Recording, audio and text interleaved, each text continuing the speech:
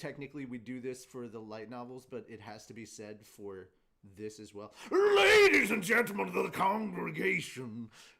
It seemed appropriate. You guys have been missing it for 2 months. Yeah. You know what? I have to get something too. You've been missing it for 2 months. I have to get it.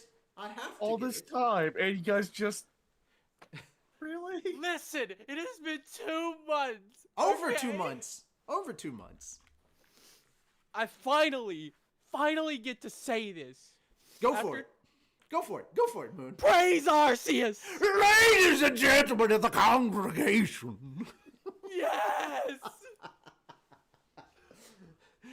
Oh, it has been far too long. Fenris, do you have anything you'd like to say? Fenris needs a catchphrase, damn it. do. Eat I really cookies. do. Your catchphrase should be "Eat more cookies" Who are you people? or that. It's been so long. Who are you people? Did you miss us? I know. 2 of us have brand new rooms. Yes, completely new rooms. No, the Also, door's behind me. you know what? We actually have. We have breaking news. Exciting new breaking news. What the heck? I know. We get to announce some breaking Fat Dog news here. Fenris, you have breaking Fat Dog news you would like to share.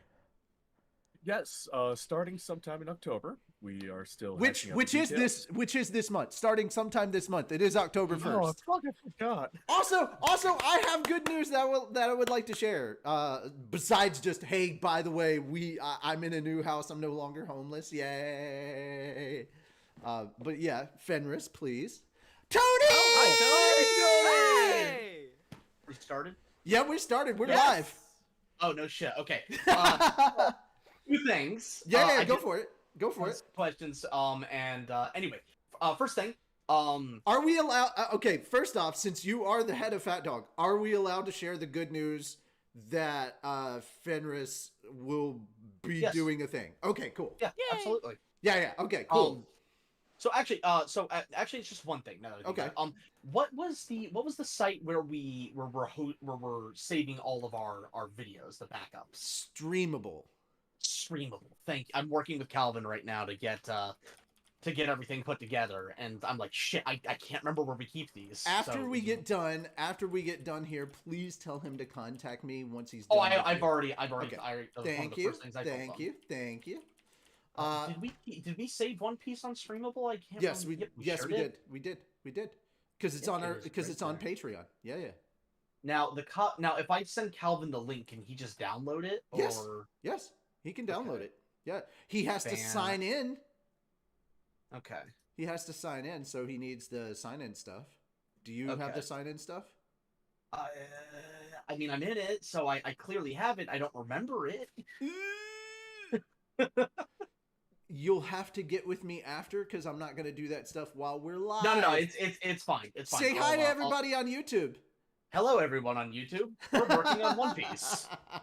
Oh, also, we have a new series going live today. So we do! Yay! Yep. So everything got taken care of? Are Yeah, we allowed to actually say what it is, or no? Are we keeping it hush hush, or like? Are we saying what it is? It's fine. We can say what it is. Toradora! So actually, real quick, you want to hear something crazy? For once, YouTube's absolutely abysmal fucking copyright system worked in our favor. Yeah! Oh, how about that?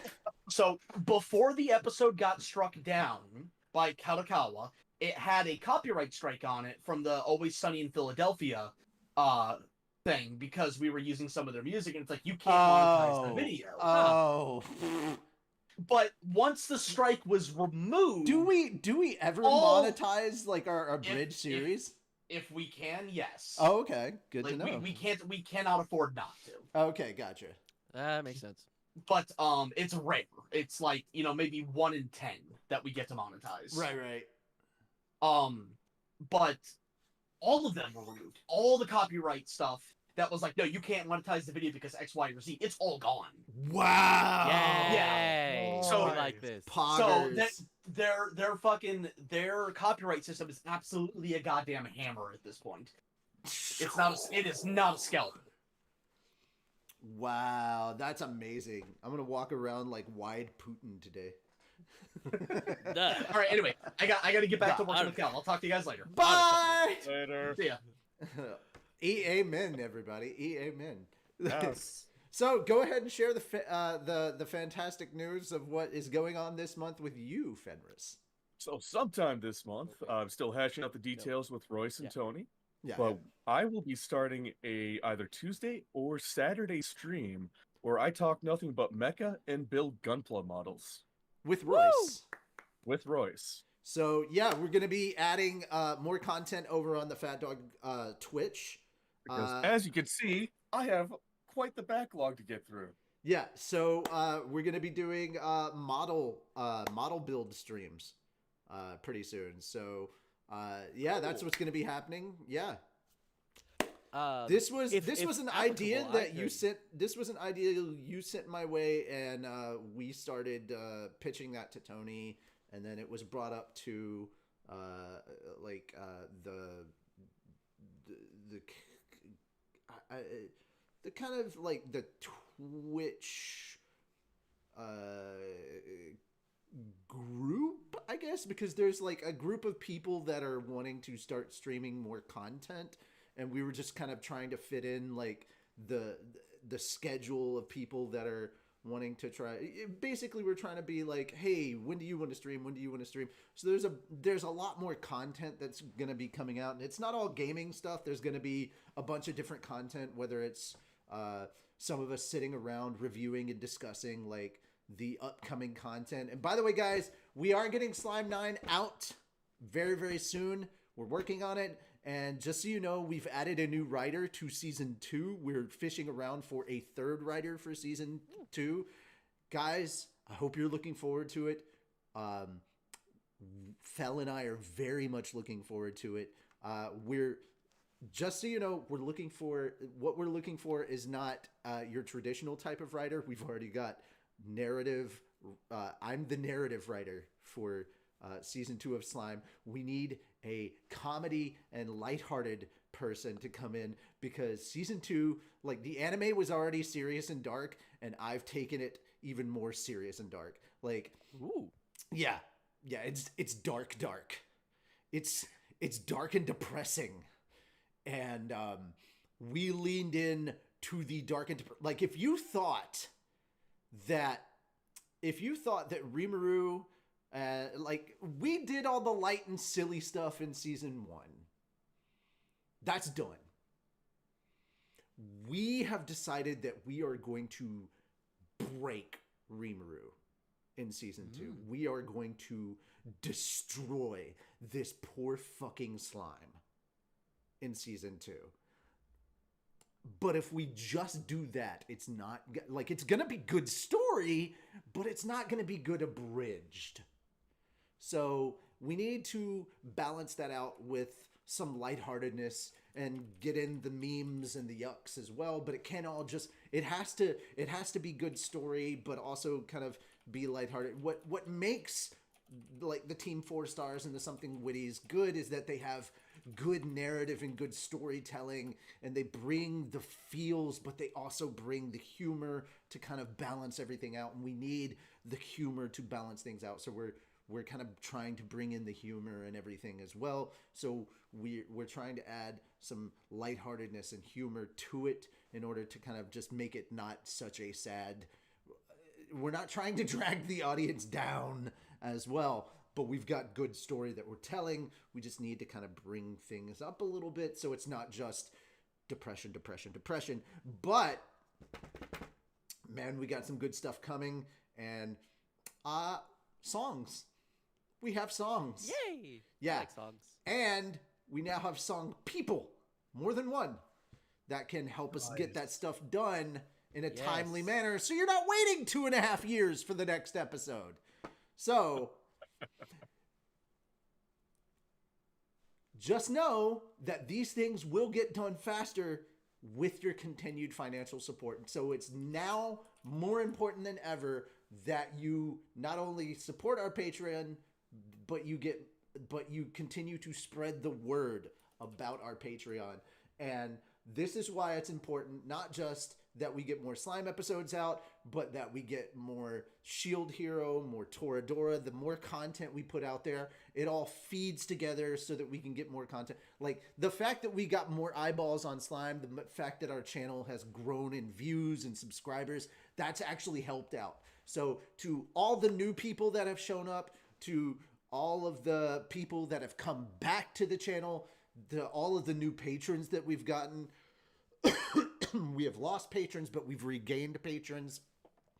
To all of you new, beautiful people that have shown up and thrown your support, whether it's through views, whether it's through talking about our channel, whether it's through throwing your financial support, any support that you've thrown to our channel or our shows or your reactions, any of that stuff, thank you so much from the bottom of our hearts for that. You cannot even begin to imagine how much that means to us. And yes, Steve and the Tempest Wolves will be back for season 2, but more importantly, guys, if you see some of the AMVs that I have been putting together just to drop the emotion bombs in season 2, holy crap, because that's kind of what I've been playing around with. I have made like little AMVs to just drop the feel bombs in season 2, and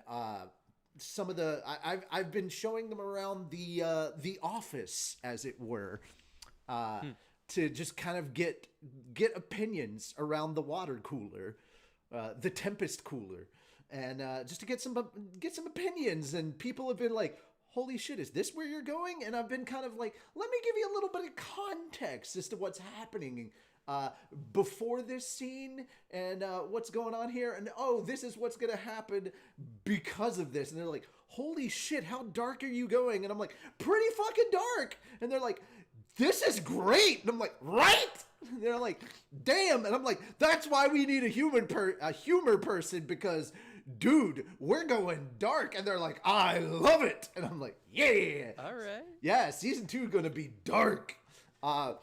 I still gotta go through the thing. We have like 4 people in consideration in case this person is like, in case the person that we already have in mind as the writer is like, I don't think I can necessarily do it. We've got 4 backups, and 2 of those backup writers are sitting here right now. Moon and Fenris are in consideration for our lighthearted, jokey people. You know, I'm sorry to say, if I get chosen, dad jokes abound. Okay, it's my brand. He's probably more humorous than I am. That's okay. And guys, you got to understand, I'm not just picking people at random. I'm picking people that I can trust with the story of slime, that I don't think are going to go and ruin it. And these are people that actually know slime and that I've talked to about my vision for slime and about, like, Moon especially knows a lot about slime because he fucking does the light novel readings with us. Like, yeah. He's not only watched the anime, but like he's well far along. You guys that watch the light novel readings with us know. That having been said, though, you can trust that slime is in good hands with the crowd of people that I've chosen. The person that we're talking with right now is our very own Milim. So our Milim Nava. And we've got plans amongst plans. We're already plotting things for season 3 on the back burner right now. We've got ideas and plans. Shit, dude. We're gonna take over the world. Like... We are. On a cruise, we are. Which we will be talking about that too, because guys, we have watched the live action of One Piece, and we will give you our opinions on that too. Yes. It's a thing. We are going to be talking about stuff. It's going to be a good show today. We have got a lot. It's a very positive show today. Here's the thing. We've got some good stuff to talk about. We've got some, stuff to talk about. It's going to be a very balanced show. But that having been said, let's get to the news. Woo! All right, so... I am Richie Roberts, your Minister of Science and Technology. Oh, I am Moonlight Sparks, your Minister of Arceology. I am Fenrisaru, your patron saint of Snackos. And this is Anime Church, the only church where cosplay is not only recommended, but it is highly encouraged. I almost forgot to do that. It's been a minute, baby. It's been a minute. Oh, it has been so long. It has feels been so so good long. to say that. It does. Oh. It's like an old T-shirt that you never really have an occasion to wear, but damn it, I'm gonna wear the hell out of it now. Oh yeah, you Oh, put it on man. and you're just like, ooh, I feel so Oh, good. I feel so comfortable. It's so nice. Why did I ever stop wearing it? I know. So good. Fuck, I missed you guys. I miss you too. so much. All right, so starting off with One Piece. Hell One yes. Piece, we get to talk about it. Okay, so first off, let's before we talk about the actual like announcement that was made, let's talk about the actual show. It was only 8 episodes. They were pretty long episodes. But really good. Really episodes, good. honestly. All right. So I want to get y'all. I want to get the two of you just a quick. Did you like it or not like it? Moon, did you like it? I loved it. All right. Fenris, did you like it? I like it more than the anime. Okay. Wow. Yeah. Whoa. I'm gonna be here saying same. I actually kind of liked it more than the anime. All right. Yeah. So I really liked it. Funny enough, the only thing that I did not like, the only thing that I think they did poorly was the Usopp Surrey Village arc. That was the only thing that I think that the anime and manga did better. I think that part was done worse. I hate that they took out Django. I hate that they took out the kids. I think that that arc suffered more. The part that was done better was the whole Buggy arc. That was done so much better. Buggy was great. Buggy I love was Buggy. amazing. Boy, he was so much more intimidating. And when he like, okay, so I recently, like last night, caught up on like 2 months of the manga. Like I was behind by about 2.5 months of the manga. And I caught up and they were talking about like when he was like, when Buggy went on his whole Shanks betrayed me thing. I was like, what do you mean Shanks betrayed me? And then I caught up on the manga because literally in the last couple of months, there was backstory about Buggy and Shanks right as Roger died. Backstory about the two of them, and it was literally Buggy was literally saying that he would have joined Shanks' crew if Shanks had gone after the One Piece. But Shanks was like, no, I'm not going to go after One Piece. And Buggy felt betrayed. Because Shanks was like, no, I don't want to go after the One Piece. Let's just be pirates. Let's just be our own pirates. And so Buggy felt betrayed by that. It's not, he didn't feel like that Shanks wanted to, now the difference is that Buggy didn't feel like Shanks was holding him back or trying to keep his star from rising or whatever. It's not, it was kind of a little the opposite, but that was an interesting take because somebody was talking about in their reaction something that had happened recently in the manga, and I was like, wait, what are they talking about? And then I read that and I was like, oh, that's really cool because the release happened to coincide just recently with that chapter of the manga, and that was really, really cool. Dude, if you guys have not been catching up with the manga and what's going on right now, there's some major shit that's happening right now. Shanks just fought with Kid. Blackbeard just fought Law. Shit going down with the world government. Some more shit with the Will of D just got exposed. Some shit with the Void Century just got revealed a little bit, just a snippet of it. The truth about what went down with Reverie. Like, stuff is coming to a head because One Piece, the final act, is happening in One Piece. Things are really getting to a boiling point. And Kizaru versus Luffy. Oh yeah, that and Zoro versus what's his name, the tiger guy from CP0. Like, there's a all right. If you all right, so I don't know how far into One Piece you've ever gotten.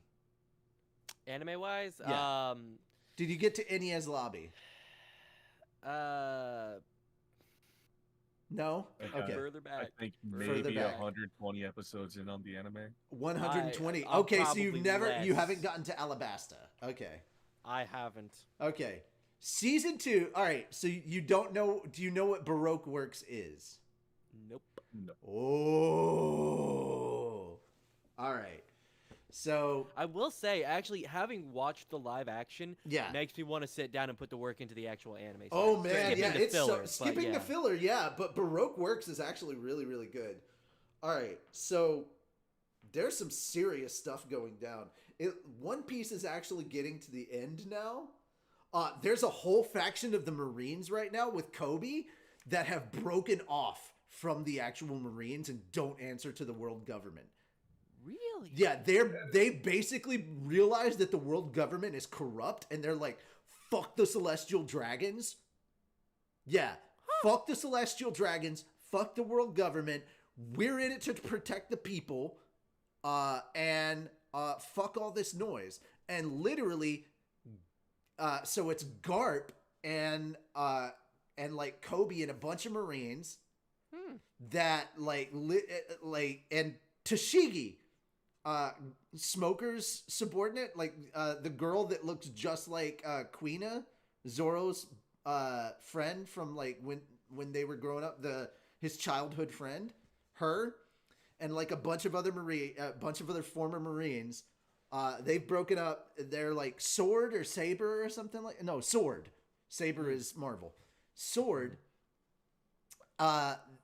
They've created their own faction that's like.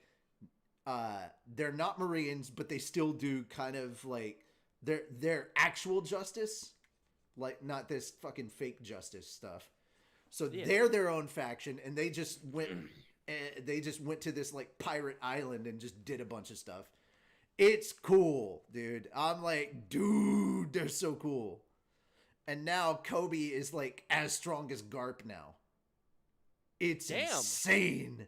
Wow. Okay. Yeah. Kobe is like you know how Garp can just throw cannonballs and shit? Kobe is like at that level now. Wicked. Yeah, he's Also, badass. The Kobe in the live action series was actually really really nice. I think the actor did a great job. Oh yeah, he was really good.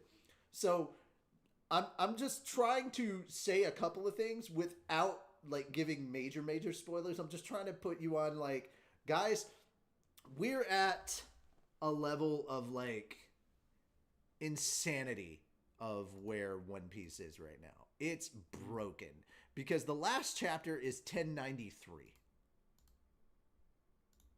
That's where you're at. Shit Richie, be what broken. Did you do? Okay, never mind. It's fixed. Okay. No. Kobe being a boss and leading a splinter division of the Marines. No, he's not leading it. Garp was leading it. Garp is leading it. Yeah, Lucci. Lucci is his name. Zoro versus Lucci. And it's crazy because they're using hockey. Also, we got to see hockey live action. Because you may not know it. They may not have had the word to show it, but they were previewing it. When Shanks... Alright, so getting to see Shanks versus the Sea King. Because that's a Sea King, technically. The monster that took Shanks' arm. That's a Sea King. And when Shanks looked at him and was like, "Get lost," that was a use of hockey. He was using a hockey to intimidate the Sea King and basically made him leave.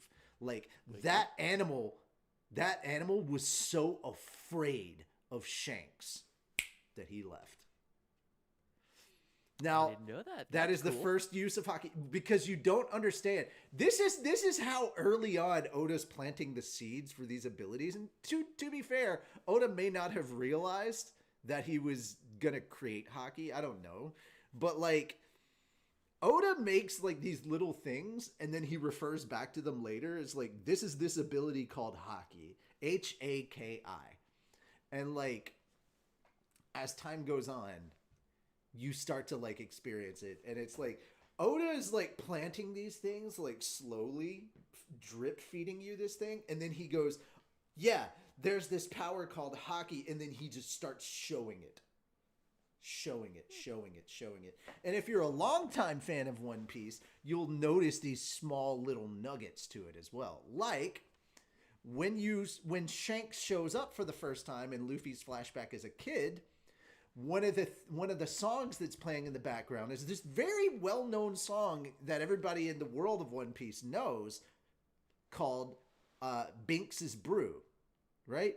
Yo ho ho ho, yo ho ho ho.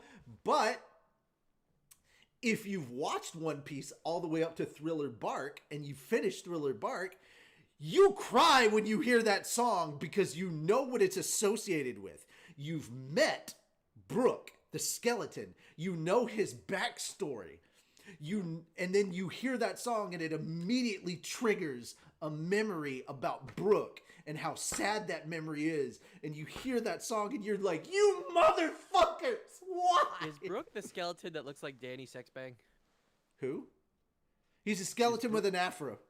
So yeah, he looks like Danny Sexbang. Okay, sure. When he wears the hat, it like. But they puts put it that down. song in the live action, and of course that song is in the live action because everybody in One Piece knows that fucking song. They all sing that song.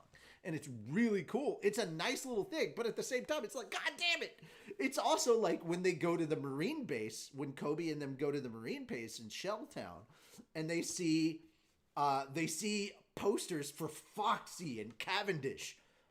And you're like, holy shit. To you, these are just posters. To us, it's like, oh my God, Foxy. We meet him right before we go to Water 7. This is a whole fucking arc because we have the Foxy Pirates, which is like this crazy, stupid arc that feels like filler, but it's not filler and it's a crazy, great arc. And then Cavendish is somebody that is integral to Dressrosa.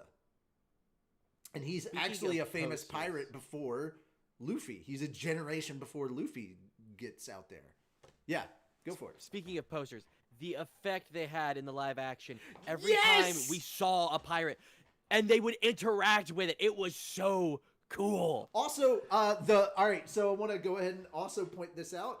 The pose that Buggy had when we first meet him and he's sitting in his chair is actually a pose that he had when you first see him in the anime. Ah, Yeah. nice. Also, all the different outfits that the Straw Hats are wearing are actually pulled from the manga. From different color pages that Oda drew, or different titles from either the color albums or the opening pages, or like color covers from the manga. Like so like from the manga covers. When the magazine covers came out. So yeah, they grabbed different outfits that they've had that Oda has drawn. So Nice. they didn't pull them out of nowhere. These are all actually from the manga. Yeah. Or potentially from the movies. Yeah. Now, what were some of who was your favorite character in the live action? Who was your favorite character? Okay, starting off, who was your favorite character of the Straw Hats from the live action? And then who was your non-Straw Hat favorite character? Moon, Okay, I'll start favorite with you. Straw. Okay. Yeah. Favorite Straw Hat was oh shit, what's his name? It's not Sanji. Guy with the swords. Zoro? Zoro. Yes, I'm terrible with names. But That's okay. was Zoro. Sanji and them, they were all a lot of fun, but Zoro, the guy doing him, did a really McKenyu. good job. McKenyu? Yeah. Yeah. He did a really good job, and it's like, I don't remember a ton of the original series, but like, I could just see it. It's like, oh yeah, this is Zoro. This is definitely Zoro. Oh, yeah. And just that little throwaway line of like, this house is a maze. It was like, sure it is. Because Zoro gets lost all the time. All the time. Yeah. And then I don't remember where it happened, but later he was like, I was trying to get back to the mansion, and he's going up the road away from the mansion. Yeah, he literally he's like, how did you find me? I was trying to get to the mansion. Yeah, he's like he literally went the wrong way. Yeah, it's great. All right, who is your favorite non-Straw Hat character? The guy with the big ass sword. Mihawk. Yes. He was so cool. Such good casting too. Like, dude, everybody in the show was so fucking well cast. Oh, for sure. My close second for him though would be Kuro, because I love the way that actor just did everything with that character. Who? Close second was who? I think his name was Kuro, the black cat, the butler guy. Oh yeah, Kuro. Yeah, that's it. Yeah. Which Kuro means black. Yeah. But it was really cool seeing him, especially because like the constant pushing up his glasses like this, because obviously if you have blades in, thank you for coming by. Do that. Bye, Robert. Mr. Lunatic. Oh no. Not right now. Oh man. But where was I? The little touch of him just doing it like this, and I got that's actually from the anime and the manga. Yeah, that's actually specifically. I got. Yeah, and I just love that they kept that too, because it's a little detail, but it makes sense when you realize his preferred weapon. Well, the thing is that was very specific to that character. Like if they'd left that detail out, that would have been a massive, because that's very character specific. Yeah, that's a very specific trait to the character. If they'd left that out, One Piece fans would have rioted. And here's the thing: the showrunner is a huge One Piece fan. So like Mihawk was amazing. All right, Fenris. I'm in agreement with Moon about Zoro being the best Straw Hat character. Just that dude did so well. So well done. Oh yeah. Non Straw Hat character though, I'm going with Colby. Okay. Yeah. Okay. Just watching, it felt like I could feel the fear he had every time he interacted with most of the characters. That's also and true. The uncertainty. Dude, the actor playing Kobe was fucking phenomenal. Also, Garp was just a ton of fun. Yeah, I love that he was Scottish. That just made my day every time he talked. It's like I love how the two people that kind of sort of raised Luffy, like one is Scottish, the other is British, and somehow Luffy comes out with like a Mexican accent. It's beautiful. It's great though. Yeah, it's great. Like I love that that they're just having all these accents too. It's beautiful. It just adds such a diverse world. Sounds Such a diverse world. Guys, just remember, we're still in the East Blue. We haven't even fully finished the East Blue arc because season 2 we start in Logtown, which they've already teased that because they teased Smoker. Yeah, it's beautiful. Yeah, I remember Smoker because he's just got the 2 fucking cigars. All right, my favorite Straw Hat. I'm gonna differ from you guys. My favorite Straw Hat was Sanji. I loved it, I love that they toned down like the perviness a little bit. Like he was still suave as hell. Yeah, they changed it into just being extremely suave when it came to a female character. It's like, hi guys, hello madam. Hello madam. Would madam like a crystal glass or a golden bowl? Would that be more madam like? I love him. Yeah, love him. And again, my favorite non-Straw Hat, hands down, I gotta give it to Buggy. Buggy was like. Buggy was amazing. Dude, here's the difference. In both the anime and manga, when you first meet Buggy, he's not intimidating at all. In this show, Buggy was fucking terrifying. Buggy was so intimidating. Like, Buggy was an actual good fucking pirate in this. Like, and it was a real nice touch. You come out, like, when Nami comes out and sees the town destroyed and then they bring her back in, and she's like, you destroyed everything. He goes, not everything. I let them keep their hands. And I'm like, Jesus Christ, Buggy! Yeah, damn, that was great. I was like, dude, I'm like, Buggy the Clown, Joker who? Buggy the Clown, give him his flowers. Like, damn, there is a new clown prince of crime here right now. Wow. Yeah. Just the way he kind of persisted through the show as well. Yeah, I need more Buggy. Here's the thing, Arlong was nowhere near as intimidating as Buggy. Like I gotta say, like and I'm not saying they did Arlong too poorly. I think Arlong should have been taller, a bit more built. Arlong did not come off nearly as intimidating as Buggy did. Buggy was fucking phenomenal, and I cannot wait to get more Buggy. I also want to see Alvida after the slip fruit. I want to see her like in her skinny hot form. Not to say that Alvida's actress did a bad job. She didn't. But I want to see how they handle that. That's going to be interesting. So I'm looking forward to it. I'm really looking forward to it. It's just, man, that was so cool. That was so cool. Also, one thing I want to bring up, as I was watching it, especially after Mihawk was introduced and just made that fucking boat explode, Yeah. I figured out why this show works as well as it does. And it's because it's like the Power Rangers. Uh-huh. The effects and everything, the way they handle a lot of the action sequences, it just reminded me of the Power Rangers. And I love the Power Rangers growing up. And it's like, the Power Rangers really can be described as an anime just made live action. Because that's why everything's weird. That's why everything moves the way it does. But here's my thing. It's not as corny as the Power Rangers. It's not. And that's where it excels. Yeah. Because it's still a serious show. It's has a a lot of the serious same show. effects. It's a serious lot show of that the doesn't same take direction. itself too seriously. Yes. Yeah. But I mean, the It's world not of like One Piece the, is kind of wacky to begin with. Oh, for sure. Yeah. If I mean, you for could- God's sakes, when you actually see what is it, Gear Fifth or whatever that Luffy calls it, when you actually get to that point, which is way in the dude, it turns Looney Tunes. It does.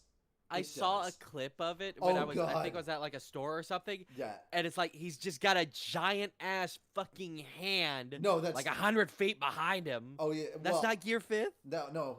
When you're talking about just giant hand, that's Gear Third. Fuck, it gets worse. Gear Third. Yeah, it gets worse. That's Gear Fifth gets way worse, dude. Luffy can rubberize anything when he is Gear Fifth. He can turn the ground into rubber. He can literally. Yeah, Luffy turns into kind of a god by Gear Fifth, like Oh my literally God. a god. His hair goes white, like literally Luffy turns into a god. That's what this thing had because he had like Yeah, I mean, weird cloudy looking. yes, like, that's Gear Fifth. hair That's feet. Gear Fifth. He Okay. calls it Gear Fifth, but like he basically, like it's ridiculous. Yeah. Okay, so yeah, when I say giant hand, I don't mean like just big. It was black, looked like it was made out of metal. Yeah, and yeah. fucking the That's size not of a that's not the house. fruit. That's not the fruit. That's not the fruit ability. The blackness on his hand, that's his armament hockey. Ah, Yeah. Hockey users can actually use that. There are 3 forms of hockey. There's armament hockey, there is it's not perception hockey, it's okay.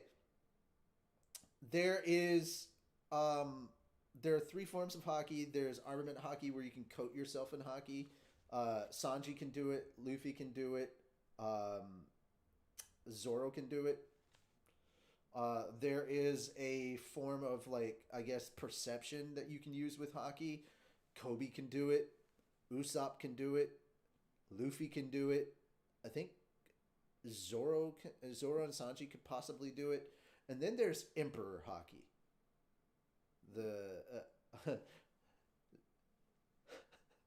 Luffy can do it. Shanks can do it.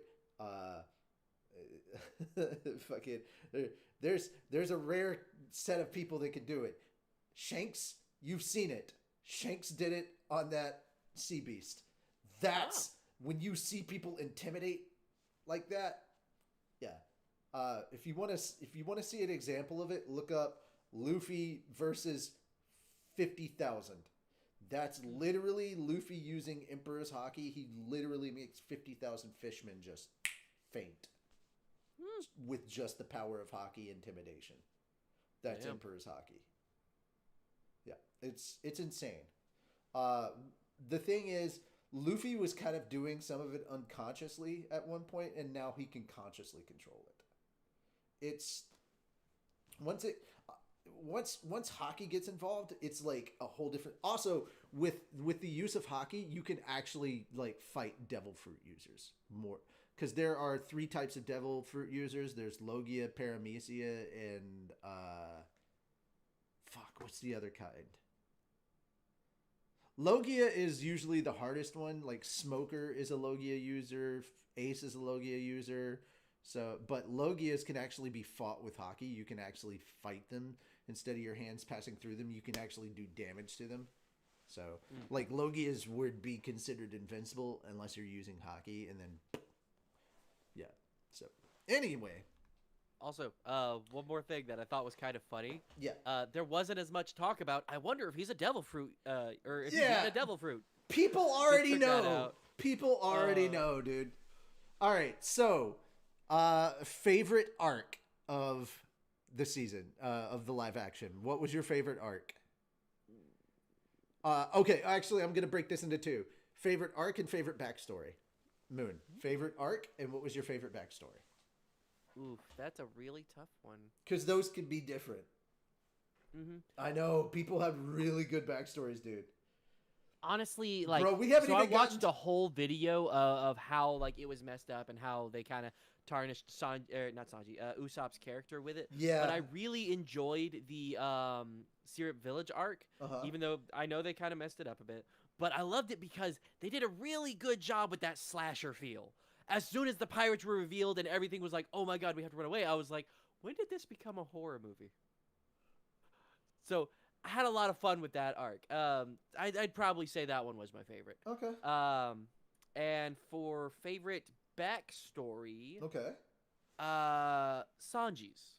I really enjoyed Sanji's backstory because it was just like really heartfelt. Dude, he had like really he walked over and was like, all right, man, I know you have more food.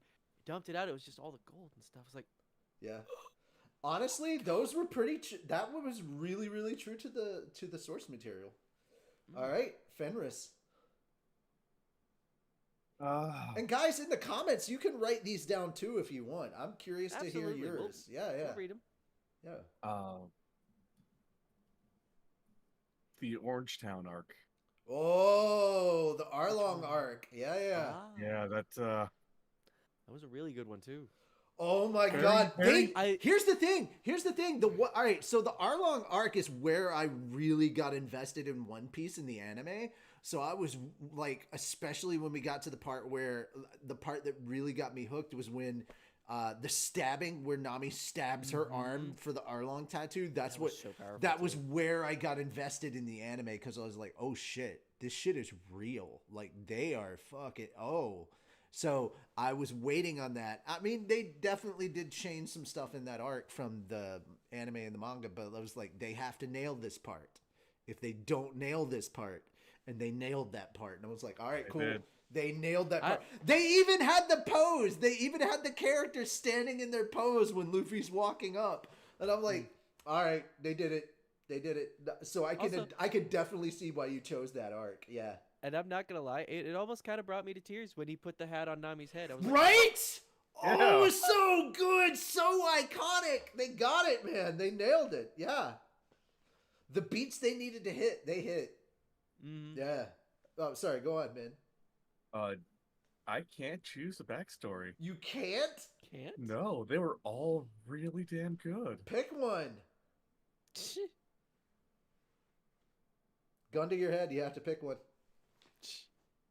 Can I take the bullet instead? No. I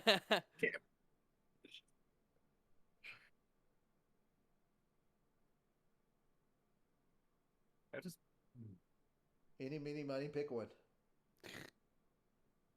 Nami. Okay, there you go. Nami's. All right, as for backstory, I'm going to pick Zoro's.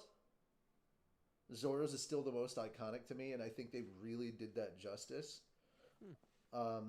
I still feel like the anime had the better reveal, because like Zoro's like insane training, and then the 2 students coming to interrupt his training to tell him, I felt was much better. It was more of a shock to Zoro, but the whole thing was still handled very well. I still feel like there's more that you can do in animation than you can do with live action, honestly. But they still the whole vibe of it was still 100%. like they still handled it really, really well, and the shock was still there. Like everything was still handled really well, and they did Zoro and Queen a justice. So it was 100% there, 100% there.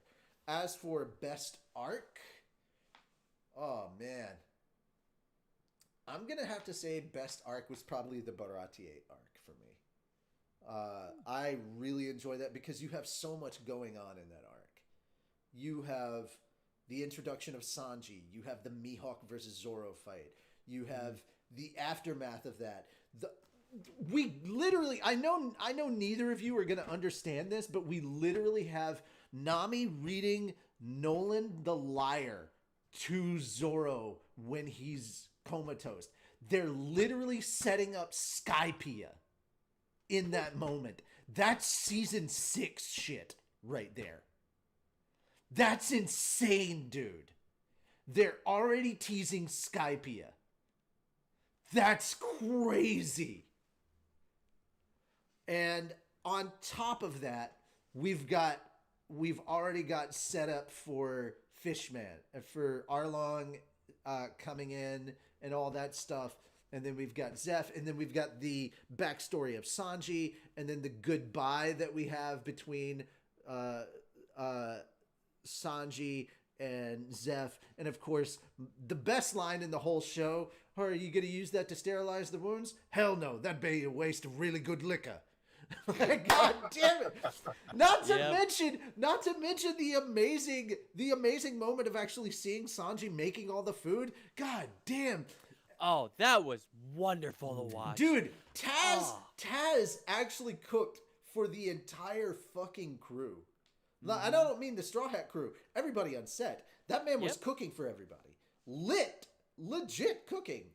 All right. It's time for our last thing that we're going to rate. And guys, again, post in the comments if you watch this show. I want to hear your opinions too. We really do want to get your opinions. So post those comments in there. We want to hear what you think as well. Be active. Engage with us. We want to know what you think. Absolutely. So please let us know what you think. Last but not least. All right. Best fight. I know. There were so many good fights. By the way, guys, have you seen the Honest trailer for One Piece? Because they put up an Honest trailer for One Piece. I haven't. No, I haven't. Yeah, they put up an Honest trailer for the live action One Piece. It was so funny. Let's see. Best fight, dude. Best fight. Oh, man. Dang.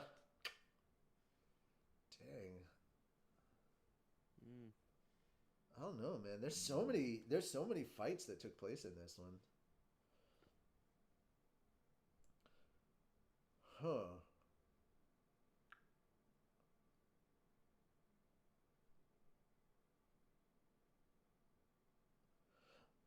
I'm gonna say Zoro and Sanji and Arlong Park.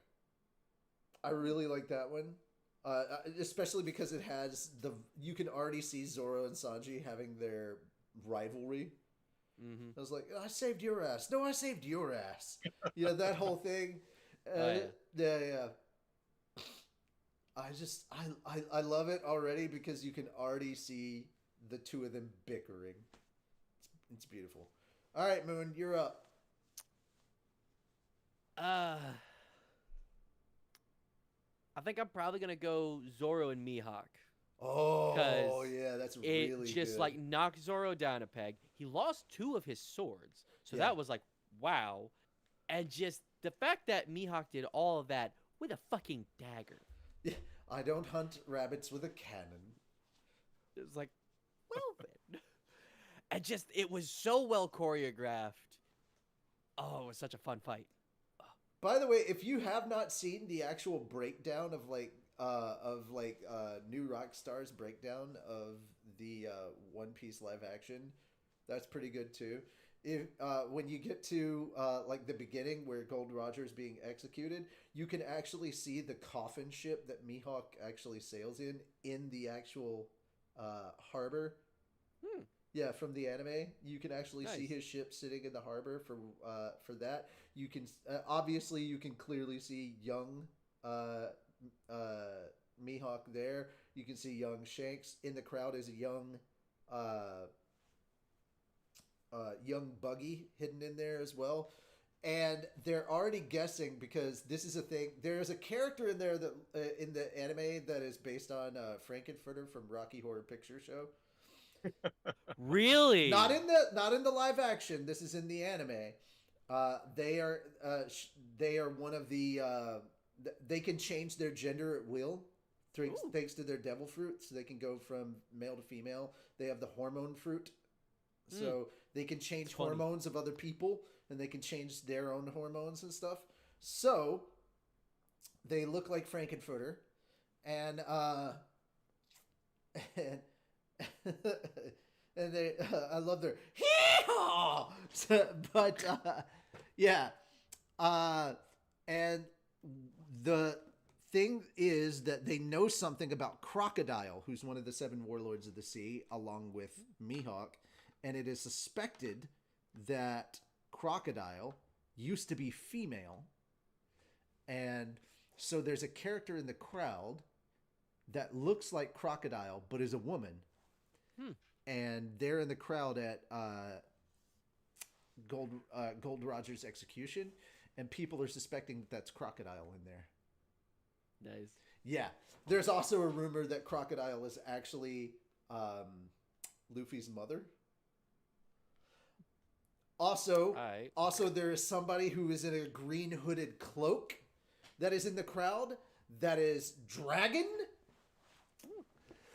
Since we already got spoiled on this one thing super, super early about Garp being Luffy's grandfather, and that is actually a thing you don't find out until after Enies Lobby, which, fuck you guys, you got that spoiled way too early. We had to wait 300 plus episodes to find that out in the anime and manga. I'm gonna go ahead and spoil this one for you, because fuck you. Dragon is Monkey D. Dragon, Garp's son, and Luffy's father. He is actually the most wanted man in the world, and he is the leader of the Revolutionary Army. He is against the world government, so you can eat that one. Yeah. That doesn't surprise me. Yeah, he is Luffy's dad. His name is Monkey D. Dragon. Who would have guessed? Well, I mean, Garp's name is Monkey D. Garp. Yes. Yeah. It's kind of like it follows, the Japanese naming convention where family name is first. Well, I mean, Roger's name is misspelled incorrectly on purpose by the world government. Is it? Yeah, it's not Gold Roger, it's Gold D. Roger. Ah, okay. Yeah. It's done on purpose because the will of D. Like, there's something about D and the will of D that the world government wants to keep hidden. Interesting. Yes. Paulo D. Saul, Portuguese D. Ace. Oh yeah. There's something about D and the will of D that the world government is afraid of. Oh, what about D's nuts? They fit well in your mouth. Anyway, Fenris, best fight. Luffy versus Kuro. Hey! I will say too. that the fight between Luffy and Kuro I feel was better in the anime, but I'll give you that one. It's just something about it that really instilled, at least while I was watching it, that Luffy, regardless of the situation, is always confident. Oh yeah. Yep. Up to a certain point, and then he fights Aokiji at one point, and he's like, "Oh shit, I need to up my game." You'll find out about that later. Plus, I can't remember what the move was called, but the headbutt sending him through the window was just Bell. so good. Gomu Gomu no Bell. Yes. Or in the Japanese, I never Gomu know Gomu no Luffy's move. Kane. But there we go, guys, and we have an announcement from Oda himself, and I love that he has his own snail phone. Yes. Yes. Awesome. Oda has officially announced season 2 has been greenlit as soon as we can get this actor strike over, because the writer strike, we'll be talking about that in a moment, has officially ended. And guys, if you have not heard the details of that, we'll be getting into that, diving into that very, very soon. But the second season has been officially greenlit, and to kick things off in a celebration, he drew a picture of one of the newest Straw Hat members, which is Tony Chopper. And if you don't know, he is a fan favorite. He is the Straw Hat crew's doctor. But in order to receive that, they gain another crew member, Nefertari Vivi, who will also be added as a crew member as well, even if for a little while. So we will be entering Logtown and then shortly the Grand Line. Now, of course, we have to go up this mysterious mountain that has a river up it. What could that be?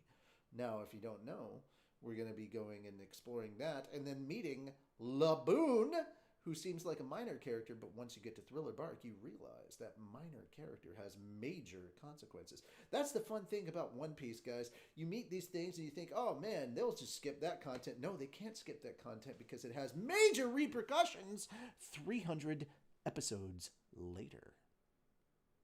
So they can't. So things that you're like, it's not a big deal if we skip. No, it's a very big deal if they skip it. It's almost like choices have consequences. It's almost like that. Also, people will fucking riot if they skip the G8 filler arc. Because the G8 filler arc is fucking amazing. Here's the thing. If you watch the anime and you get to the G8 filler arc, which is right after Skypiea, it's the only filler arc that's worth watching because it's fucking phenomenal. Technically, it can be skipped and you would not miss anything in the story, but G8 is actually fucking fantastic. The story is so good and the characters are worth sticking around for. Somebody actually mentions Condoliano in the actual live action. It's so fucking funny. It's a blink and you miss it thing, but the fact that somebody mentions Condoliano, and I'm like, oh my god, they nodded at G8. Yes! If you've watched G8, you'll understand, but the G8 is just fucking phenomenal. Guys, you haven't watched Alabasta. Once you get through Alabasta, I swear to God, you'll be like, all right, I gotta keep going through One Piece. It's so good. Like, once you've seen Luffy beat Crocodile, you'll know you're there. I mean, dude, once you've seen Robin, you'll have to keep going. Because believe me, I've seen Robin before. Robin is love. Robin is life. All right. So now that we've got the One Piece taken care of, we're hoping to get started on Season 2 soon. They already have scripts, by the way, for Season 2. Here's my one hope for Chopper, because Chopper's going to be kind of difficult. Naradan Henke, Omoshiro Tonakai. Yeah, 7-form reindeer. 7-form transformation. Very interesting reindeer. As for the small version of Chopper, because there's many different forms, he has 7 different forms. But as for how they would do the typical version of Chopper that you normally see, I think you'd have to do it like you do with Grogu. Part puppet, part CG. That's kind of how you'd have to do it. Part puppet, part CG. Mm-hmm. Chopper will be expensive. Yes. But if you can pull it off, there you go. It'll be great. It will be great. And here's my thing. Hire Brita Palencia to voice it. Hire the actual dub voice actor to voice Chopper. Yeah. She's already been picked by Oda himself. Let her fucking continue. Just let her. And for God's sakes, give the internet the love it deserves. Let Jamie Lee Curtis play Dr. Koreha. Yeah. She is such a huge fan of One Piece, and her favorite character is Chopper. Really? That's awesome. Yeah. Oh, have you not seen the interviews where they talk about One Piece? No, I haven't. Yeah, Jamie Lee Curtis has like literally talked several times about One Piece, and like her granddaughter loves One Piece, and she watches One Piece with her granddaughter, and like her favorite character is Chopper, and her granddaughter pitched like that she should play Dr. Koreha, the old lady that takes care of Chopper, and the internet latched onto it and was like, yes, let her do it. And her mom has watched the live action One Piece and loves it. Like, yeah, Jamie Lee Curtis watched the live action and fucking loves it and thinks it's phenomenal. And she's like, yes, if they do season 2, I would love to play Dr. Koreha. And apparently Oda has heard this too and is like, yeah, I'd be down. Yeah. Yeah. Woo! I was like, dude, let her. Just Fucking gotta let her. happen. Yeah. Well, we just got to get done with this actor strike. So AMPTP, get off your asses. All right, so let's move on to the strikes because we'll have to talk about Unity real quick. So guys, if you have not heard, Unity fucked up for a while. Oh boy, did they fuck up? Who wants to talk about this? I'm not entirely certain what even happened. Fenris? From my understanding, Unity. By the way, who raise your hand if you play a Unity game? Everyone, raise your fucking hand. Even if you only like play shit on Newgrounds, you are not safe. Yeah. Over half of those games are now made on Unity. By the way, I play Phasmophobia, so I know I play a Unity game. I play a lot of Atlas games. Yeah. Those are all on Unity. Anyone who has played Kingdom Hearts 3. Yeah. So, from what I gathered from the situation, Unity decided to get a new CEO, which is a man who got fired. Who is a man who got fired from EA for being too greedy. Yes. Wow. That's coming from EA. EA. So this man, from like I said, this is all from what I gathered, decided the best course of action for Unity is to start charging fees for every time a game is installed. And that's retroactive. Yeah. So people were not happy. No. I don't know the current situation because I stopped following it because it's stupid. It's very stupid. Mm-hmm. Yeah. And I know a lot of people and a lot of game developers moved from Unity to Unreal Engine 5, which, if you haven't seen what you can do in Unreal Engine 5, it is mind-boggling. Oh, no, my bad. Okay, I didn't know Unreal was different, so Kingdom Hearts 3 is not Unity. Yes, Unreal is a completely different game engine, completely different company. Yeah. They're a completely different company, completely different engine. Yeah. So, Unity had to backpedal on everything. I'm sure. Not surprising. Oh yeah. It got crazy. So let me just go over here and look at the thing that they had to do because they had to do a lot. Oh boy, did they have to do a lot. Oh, is that what I sound like? Oh boy. Yeah, you're a little echoey. Yeah, reverby. Fair. Let me turn up the gain. I did turn up the gain. Holy shit. Okay. All right, that's about as good as I can get. The gain's all the way up. Jesus. Okay.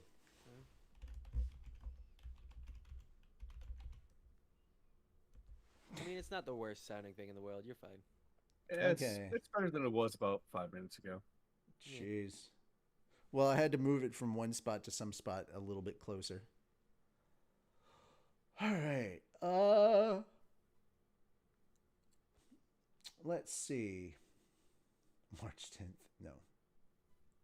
September 19th. No. Tools. Let's see. Anytime past week. Okay.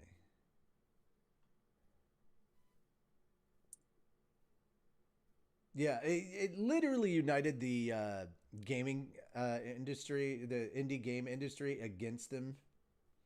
Not just the indie, but the AAA as well. Yeah, AAA game devs were ditching the engine left and right. And that's not even considering Nintendo's lawyers. Yeah, right. Oh yeah, like once Nintendo bailed on them, that's when they had to move. They had to move fast. Let's see. And so this was 9 days ago. So a little more than a week.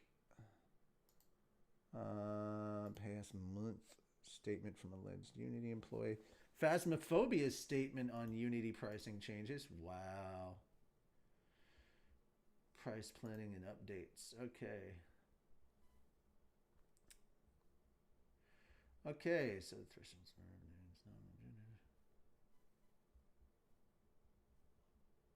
And this was all set to start on January 2024, but they backtracked on a lot of it and changed everything. Yeah, Phasmophobia's statement was basically out there.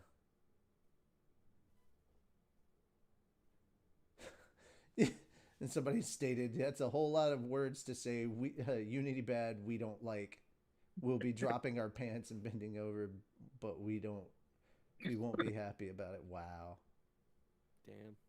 I mean, yeah. Yeah, this was so bad that people literally put worst CEO of the year, knocked the Activision CEO out of the worst CEO of the year for the first time ever or whatever. It was Activision bad. sitting there like, compared to you, I'm like a saint. Yeah, it was pretty bad. But anyway, they went back on it. If you want like the full details, guys, link is down in the description. I'm sorry I'm not able to get all the details. I'm trying to look for all of the information and I can't. I linked the actual videos from the guy who went through everything. I wish these guys would actually. Okay, there we go. The story till now links. Aha, games from scratch. There we go. Mark Whitman. There we go. Mark Whitman, the lead Unity creator. So wants to start by saying this. He is sorry. They have spoken. Okay, before announcing their new runtime fee policy. Blah, blah, blah, blah, blah. No game with less than 1 million in trailing the 12-month revenue will be subject to the fee. For those on the Unity Pro and Unity Enterprise, we are also making changes based on feedback. Also, the should have spoken with you more. Okay, should have spoken with you more, and should have incorporated more of your feedback before announcing our new runtime fee policy. Our goal on this policy is to ensure we can continue to support you today and tomorrow, and deeply invest in our game engine. You are what makes Unity great. And this is not the CEO. The CEOs, they're like, you stay the hell out of it. You don't get to have a say anymore. Because literally the board shut this man down. And they were like, no. The guy that is actually in charge of like making the engine, he gets to talk. You don't get to say a word. They literally locked this man in a room and were like, no, you don't get to speak anymore. You don't get to make decisions on this. The people that actually run it, they're the ones that make the decision right now. And so like, you shut up. Like they ruined this dude ruined Unity. Keep in mind that this is the motherfucker that straight up said that he wanted to charge a microtransaction for you to be able to reload your gun in what was it? Which game was it? And it was an EA game, right? Was it? It wasn't Fallout. It was Battlefield. Yeah, Battlefield. Yeah, Battlefield. Yeah. Our Unity personal plan will remain free, and there will be no runtime fee for games built on Unity Personal. Also, the payment plan will not be retroactive. That was the thing that pissed off all devs because it was originally going to be retroactive. You were going to have to pay for everything, because that was when everybody was getting their lawyers out. Nintendo and everybody was getting their lawyers ready, because this motherfucking, this scum-sucking CEO was literally saying, hey, it's all going to be retroactive. He literally changed the rules and their contracts that they had signed, and that was 100% illegal. People were lawyering up. They were coming for them. There was not going to be a Unity anymore. People were lawyering up and coming for this man because this was dangerous. This is probably not going to be Unity in a couple years. Oh yeah. I honestly, they have destroyed like their trust. They were like, we have to earn we have to earn back our trust, and I'm like, bro, I don't think you can. I don't know if you can. This man ruined your trust. Yeah. All right. For those creators on Unity Pro, okay, we talked about that. The runtime fee policy will only begin with the next LTS version of Unity, shipping in 2024 and beyond. Your games that are currently shipped and the projects you are currently working on will not be included, very important, unless you choose to upgrade them to this new version of Unity. Okay, we will make sure that you can stay on the terms applicable for the version of Unity editor you are using, as long as you keep using that version. For games that are subject to the runtime fee, we are giving you a choice of either a 2.5% revenue share or the calculated amount based on the number of new people engaging with your game each month. Both of these numbers are self-reported, so it's no longer on a trust me bro system, which is what they were originally saying. So from data you already have available, you will always be billed the lesser amount. We want to continue to build the best game engine for creators. We truly love this industry, and you are the reason why. So somebody, like, I'm sorry, the only way you can fix this shit is if you fire that motherfucker. Like, that motherfucker has to be fired immediately. Get rid of him. Yeah. Like, he has to go. There needs to be a mass exodus of all these greedy fucks. This is just wrong. I think it's funny. It's like he was too greedy for EA, and you said, "Yeah, that's the guy we need." Oh no, he was the one that he didn't take over Unity. I think he built Unity. I'm not sure how it all went down. I'm gonna be honest. I'm just guesstimating at this point. But yeah, or he took over Unity. Like, he didn't get voted in. He just came in and took over. I don't think anybody was like, "Oh yeah, this guy seems nice." I don't think that's how that went. Yeah, no. But yeah. No, I can't understand how someone can be such an idiot with so much power handed to him. Yeah, this guy's just a moron. I want to make a comment on that, but I have to refrain myself. Why? Have you looked at our government? Well, good news, we're not getting shut down. Really? Did you not hear? No. The Senate went behind the House's back and passed a thing last night. There's no government shutdown. Oh, I was kind of looking forward to one. No. Oh, okay. First off, fuck you. I'm on Section 8 and SNAP. I can't afford a government shutdown. Yeah. I should forget that it's all affected by a shutdown. Yeah, I would not be able to live if a government shutdown happened. So they passed. Here's what happened. McCarthy worked with the Senate and got a clean government bill happening last night. Got a clean CR happening last night, and it passed through the bipartisan Senate, and the Dems approved it in the House. So the Freedom Caucus may be pissed about it, and I don't give a fuck what the Freedom Caucus thinks. Those guys are assholes. But when I say that a clean one went through, it meant it had no spending for Ukraine. there's Yeah, I no know that was his Ukraine. biggest, There's no Ukraine spending on it, but the government's not going to get shut down. So it passed through the House, it passed through the Senate, and Biden signed it. So it happened at the 11th hour last night, but it happened. The government's not getting shut down. So I will be able to get my disability, my Section 8, and my food stamps that I need in order to survive. So thank you. I will continue to live. The government will not get shut down. And anybody that was hoping for a government shutdown, the biggest of fuck yous. Yeah, government shutdowns aren't good. Yeah, they're not good. And if the government had shut down, that's an extra 1 or 2 months that I'd have to wait for any of my disability that I'm waiting on to come through. So the biggest of fuck yous to whoever wanted the government to shut down. I'm a veteran. I don't need the government to shut down. I need that shit to work. Take a spiky dildo up the ass in the hardest way possible with no lube. Fuck you.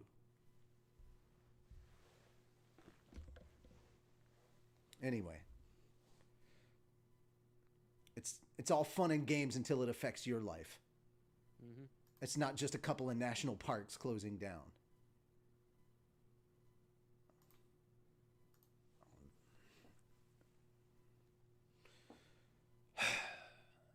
Anyhow,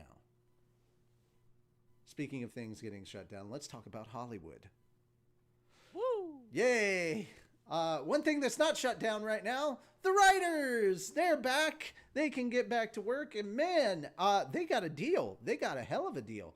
So the strike is ended, but as of right now, I don't think they've finished. They still have to vote on the deal that they got. I think that's still where we're at on that. I'm not 100% sure on where they are. But the Hollywood writers' strike is over as the union wins major concessions from the studios.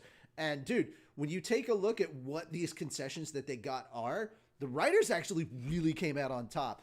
Dude, the AMPTP got fucked hard, as they should have. They had to give in. The pressure from the public was great. By the way, guys, if you did not see some of the cool shit that happened over the writer's strike, it was brilliant. Guys, they had a D&D campaign happen at one of the writer's strike. It was fucking phenomenal.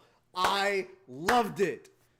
I loved that they literally had a campaign where the writers beat the AMPTP. The AMPTP was the big bad evil guy. Brennan Lee Mulligan? Yeah, it was Brennan Lee Mulligan, yeah. Yeah. It was great. And they had a giant D20 that they rolled. Sam was there. Sam Riegel was there filming it on his phone. It was brilliant. All right, so the terms of the new deal published by the WGA and analyzed by the Hollywood Reporter include yearly minimum pay increase of 3 to 5% over the next 3 years for most writers. Strict limitations on the use of AI by both studios and writers. A plan for residual compensation for writers who work on successful streaming shows and movies, plus limited visibility on the streaming companies' data for the unions. So get this, guys. The writers and the unions were not able to see any of the actual freaking analytics from the streaming sites. Nobody could see that. Only the streaming companies themselves knew. A minimum size of 3 writers for writers' rooms and a minimum contract length. Increased foreign residuals and more.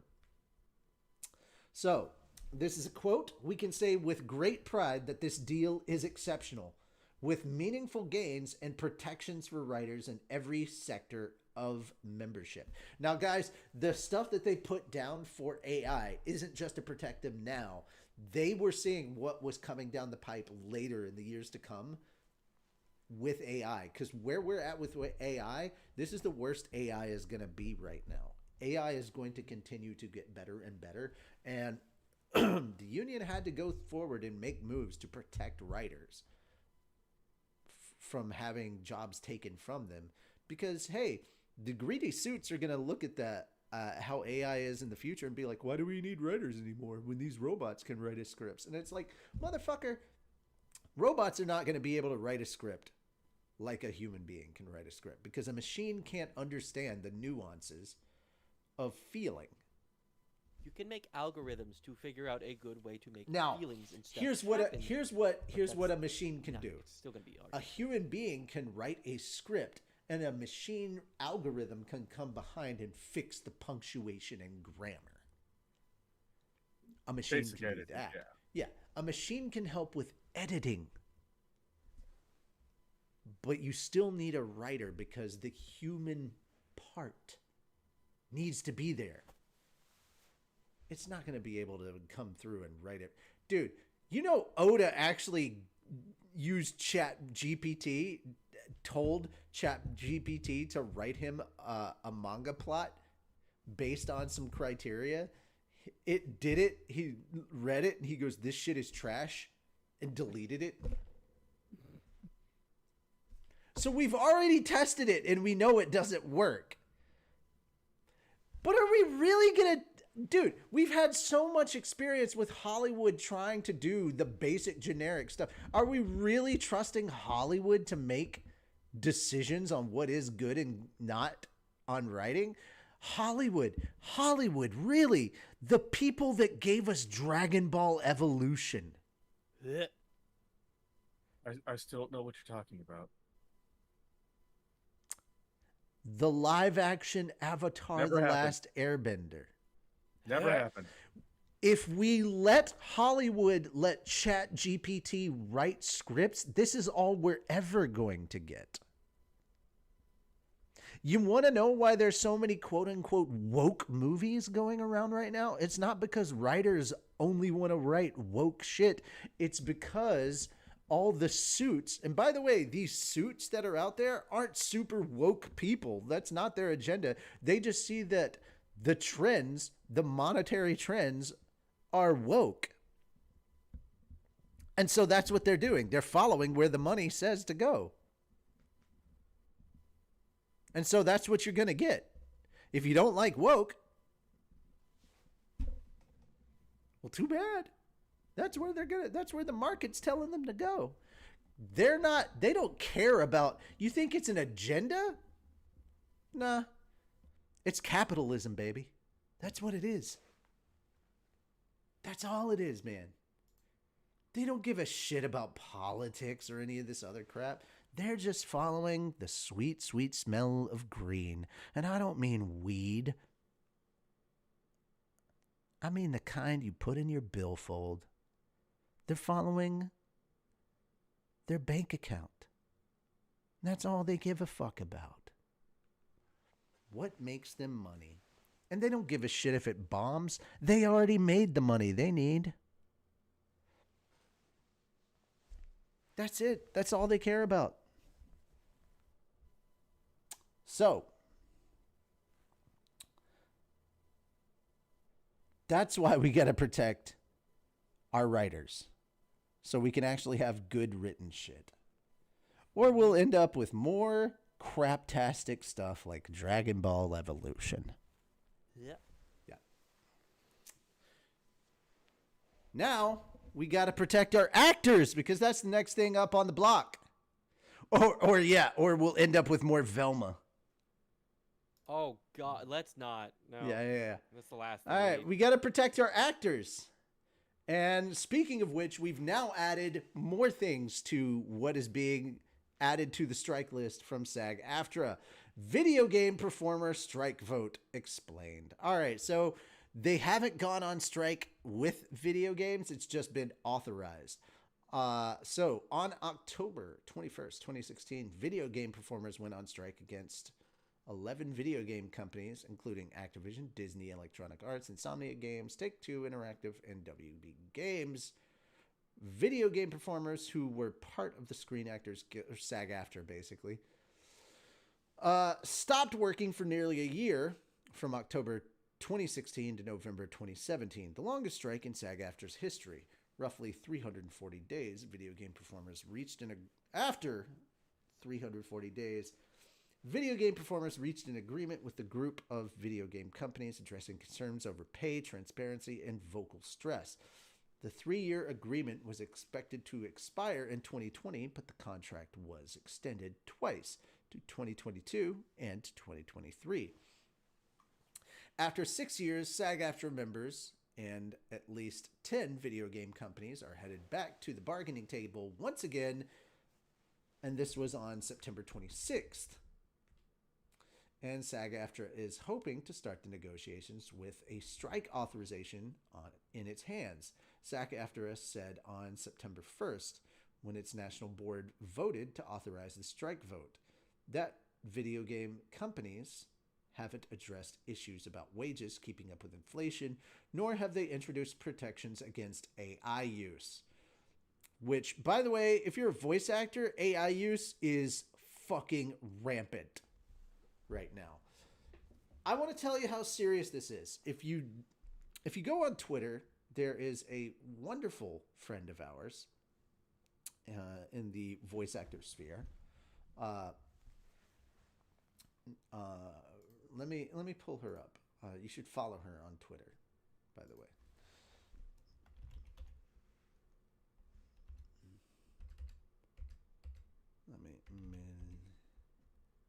Melissa Medina, and she is a lovely voice actress and also someone who has worked in tech, and she has a wonderful breakdown of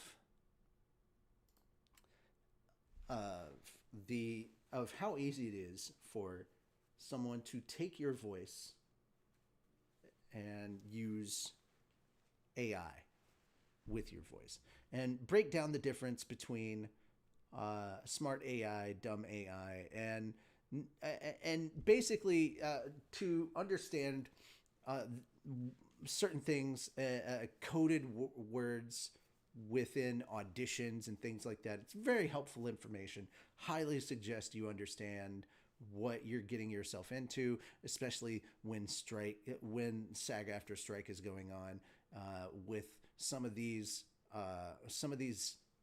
auditions that you could be going up to, because a lot of these non-union things out there are pretty scary right now. So you want to make sure that what you're auditioning for could not potentially be getting you into trouble, and also at the same time could not be used for nefarious purposes.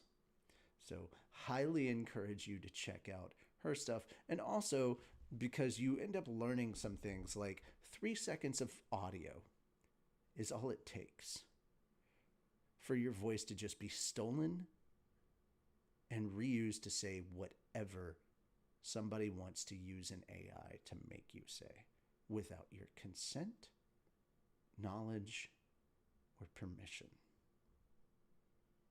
It's that scary out here. It is the wild, wild west. Just us speaking right here and right now. Somebody could take that. But good luck, fuckers, because our audio isn't clean. It is definitely not. Yeah, our audio is not clean. You're getting None of us shitty are currently reverb. in a treated environment. Yeah, none of us are in a treated environment right now. That's why I don't care. You're not getting crisp, clean, quality audio from us. So, but it is the only scary. time you get that is when we put it into an abridged. Yeah. Yeah, and yeah, exactly. Or just sampling us and not paying us. Yeah, that's where it really gets scary, dude. Mm-hmm. So. And if you do somehow land something, read through the contract. Yeah. Well, I mean, that's the thing. That's the thing about the contract too, is the way it's worded can be scary in the contract, because the way they word things in the contract is also scary. Make your own contract. Make your own contract that they are not allowed to use your voice or samples of it in any sort of way to allow an AI recreation and shit like that. So the AI thing, you can sue them. So the AI thing is kind of scary. Anyway, after 6 years, SAG-AFTRA members and at least 10 video game companies, blah, blah, blah, blah. AI use. A strike authorization vote doesn't mean that the video game performers are definitely going to go on strike. Instead, it signals that the group of video game companies negotiating with SAG-AFTRA that union members are serious about getting a fair contract. So serious that they're willing to withhold their labor for it if need be. Should SAG-AFTRA video game performers end up going on strike, though, they'll join colleagues striking for a new TV, theatrical, and streaming contract. Those SAG-AFTRA members went on strike on July 14th, joining TV and movie writers with the Writers Guild, who've been on the picket but have reached a tentative agreement as of September 24th. Okay, so negotiating the crews that they're negotiating with: Activision, Blindlight, Disney Character Voices, Electronic Arts, Epic Games, Formosa, Insomniac, Take-Two, VoiceWorks, and WB Games. Those are the 10 companies that they're negotiating with. What are the big issues? Here are the issues they're fighting for. They are looking for a wage increase that keeps up with inflation, 11% retroactive to the expiration, and 4% increases in the second and third years of the agreement. Another big sticking point is the currently unrestricted use of AI, both in regard to voice acting and to performance capture. The voice and performance capture artists who bring video game characters to life deserve a contract that reflects the value they bring to the multi-billion-dollar game industry. SAG-AFTRA Executive Director Duncan Crabtree Ireland said, voice and performance capture AI are already among the most advanced uses of AI. The threat is here, and it is real. Without contractual protections, the employers are asking performers to unknowingly participate in the extinction of their artistry and livelihoods. No shit.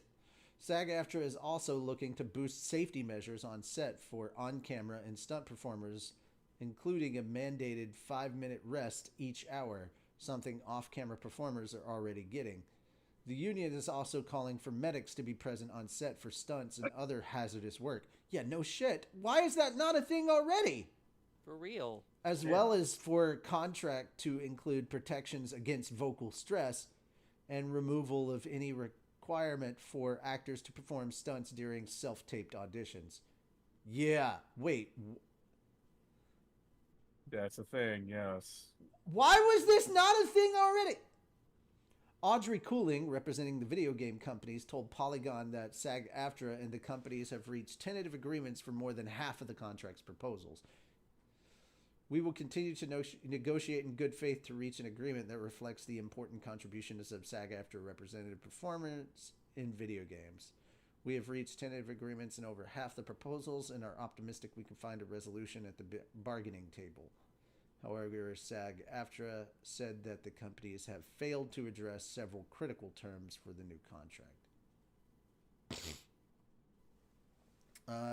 A strike may not happen. The best case scenario is that SAG-AFTRA and the video game companies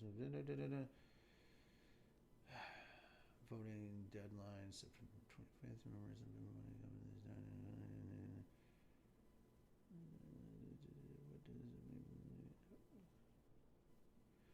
Okay, this.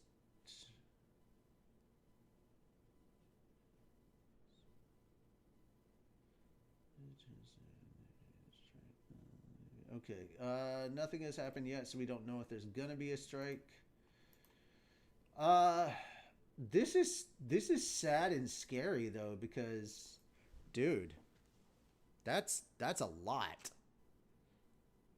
That's a lot of stuff that I'm surprised to know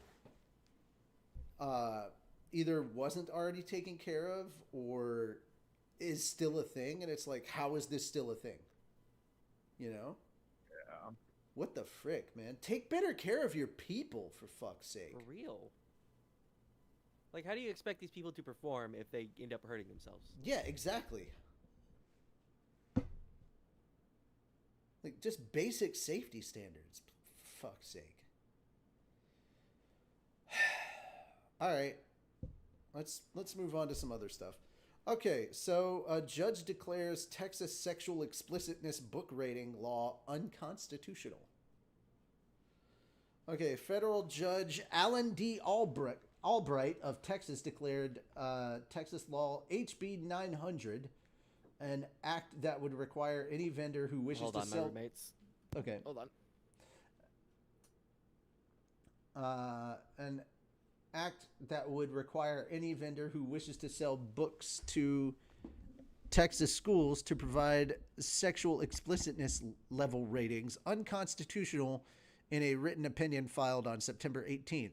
Judge Albright previously made a ruling on August 31st to halt the act, which was scheduled to take effect on September 1st. The Reader Act, as they are calling it, the Reader Act would have required the Texas State Library Archives to create standards for sexually explicit and sexually relevant materials, booksellers to categorize books they sell to schools according to those standards, and issue a recall for sexually explicit materials sold to schools. Schools to refrain from purchasing and having sexually explicit materials for their libraries, librarians to obtain parental consent for sexually explicit books, the Texas Education Agency to oversee ratings, and booksellers who do not comply with the rating system to not sell any books to schools. Albright wrote, the intent of the law is clearly an attempt by the state of Texas to categorize and restrict books based on the level of sexual content in each book.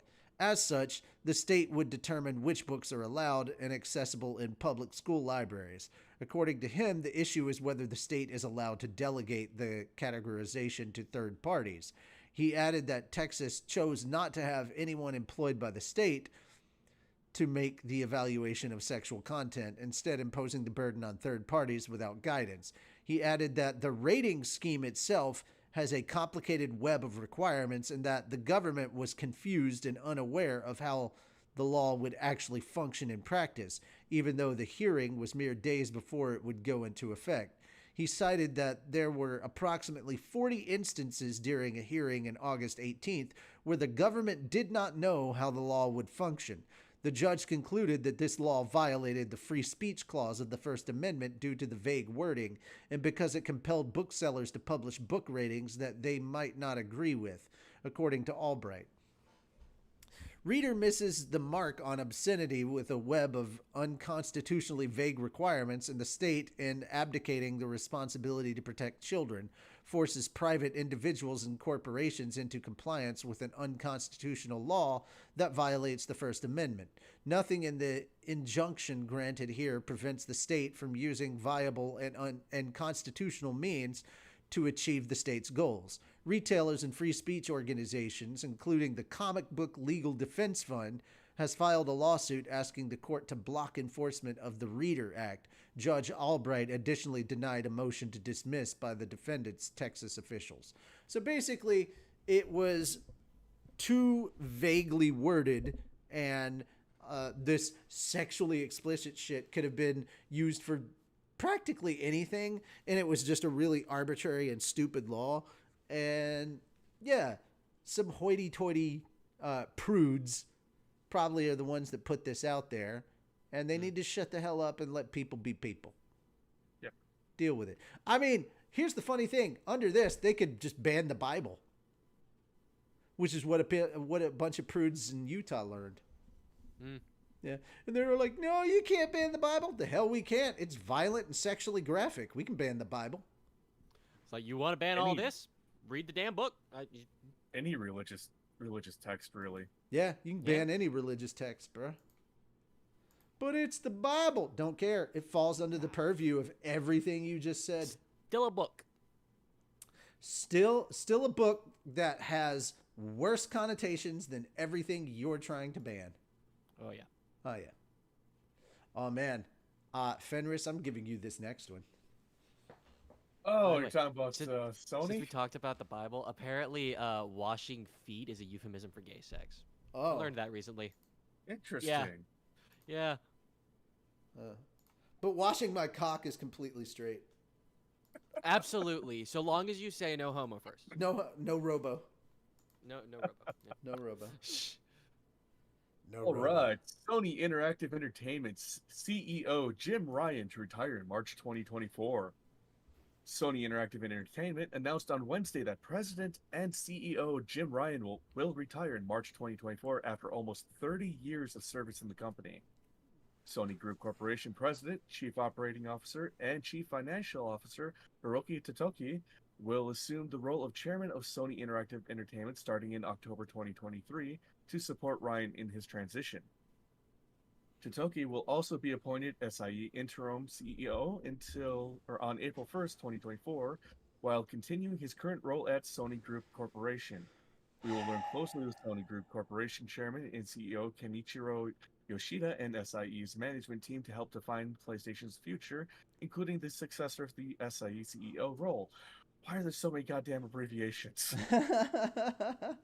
All I could think was, I wish Trump and Biden would retire in 2024. Yeah. That's all I could think. I was like, man, this is interesting, but like, what does this mean for Sony? And I just wish the two asshats I don't want running for president would retire. You know? Yeah. So, to put it in perspective, Jim Ryan has been CEO of Sony since the launch of the very first PlayStation. He's hung in there, man. Damn. Yeah. Yeah. He started in At least he knows when to stop being president. Thank you. At least he knows when to leave. Thank you. Jeez. Beautiful. Finally, someone who knows when to step out of the presidential mansion. So, Ryan is credited for the successful launch of the PS5 during COVID, which The successful launch? Thing. Still, it's a successful launch? It's successful launch, yes. The successful launch. Okay. Okay. I can't wait. I can't wait to get my disability money so I can buy a PS5 so I can actually play like Final Fantasy VII Rebirth. I want to get the Final Fantasy rhythm game. Oh, the theater game? The what? The Final Fantasy theater game? Yeah. Yeah, that was a lot of fun.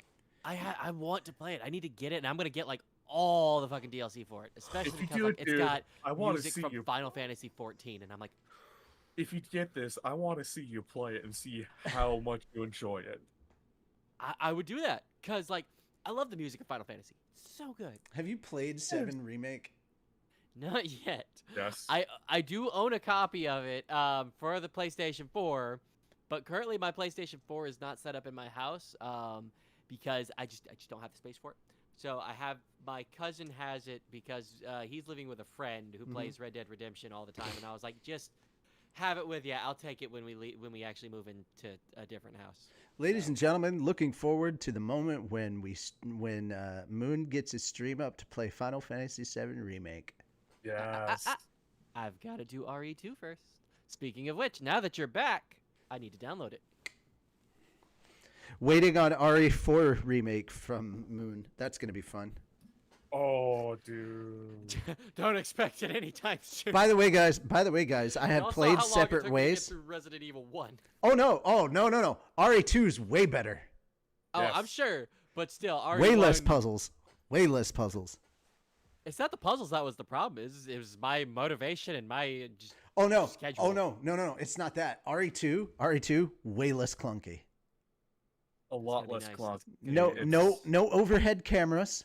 Number one. It's over the shoulder. Over the shoulder, no tank I controls. can live with that. And the story actually pulls you in. The story actually pulls you in. Way less reading. Yeah, it's good. That'd be nice. It's good. It's good. Really good. Really, really good. The first And time then around, he has to play the cutscenes. All right, so are you gonna play Leon or Claire first?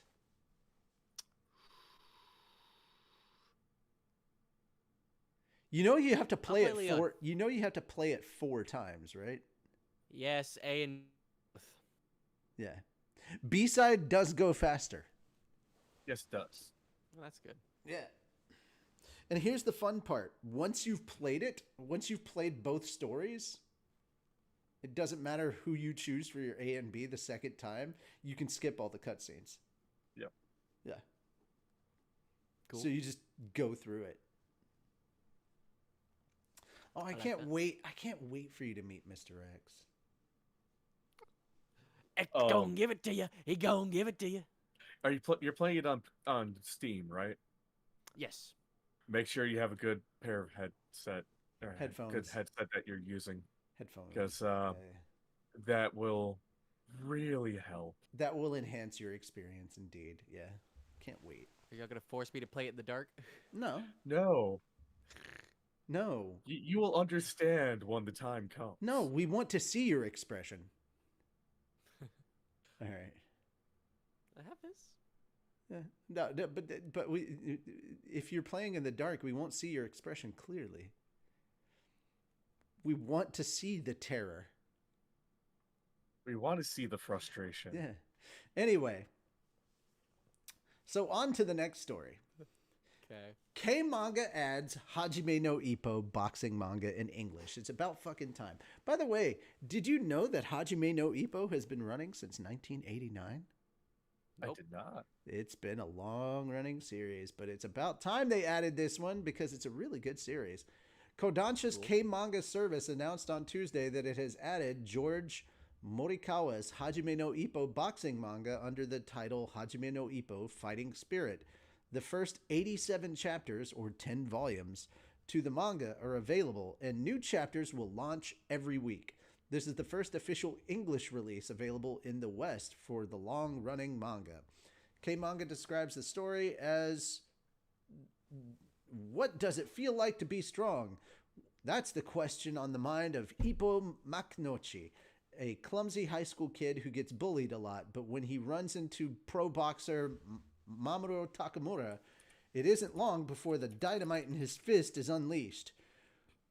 Dreaming of joining Takamura in the pro ranks, Ippo joins him in the Kamigawa boxing gym, and there his quest for true strength begins, in and out of the ring.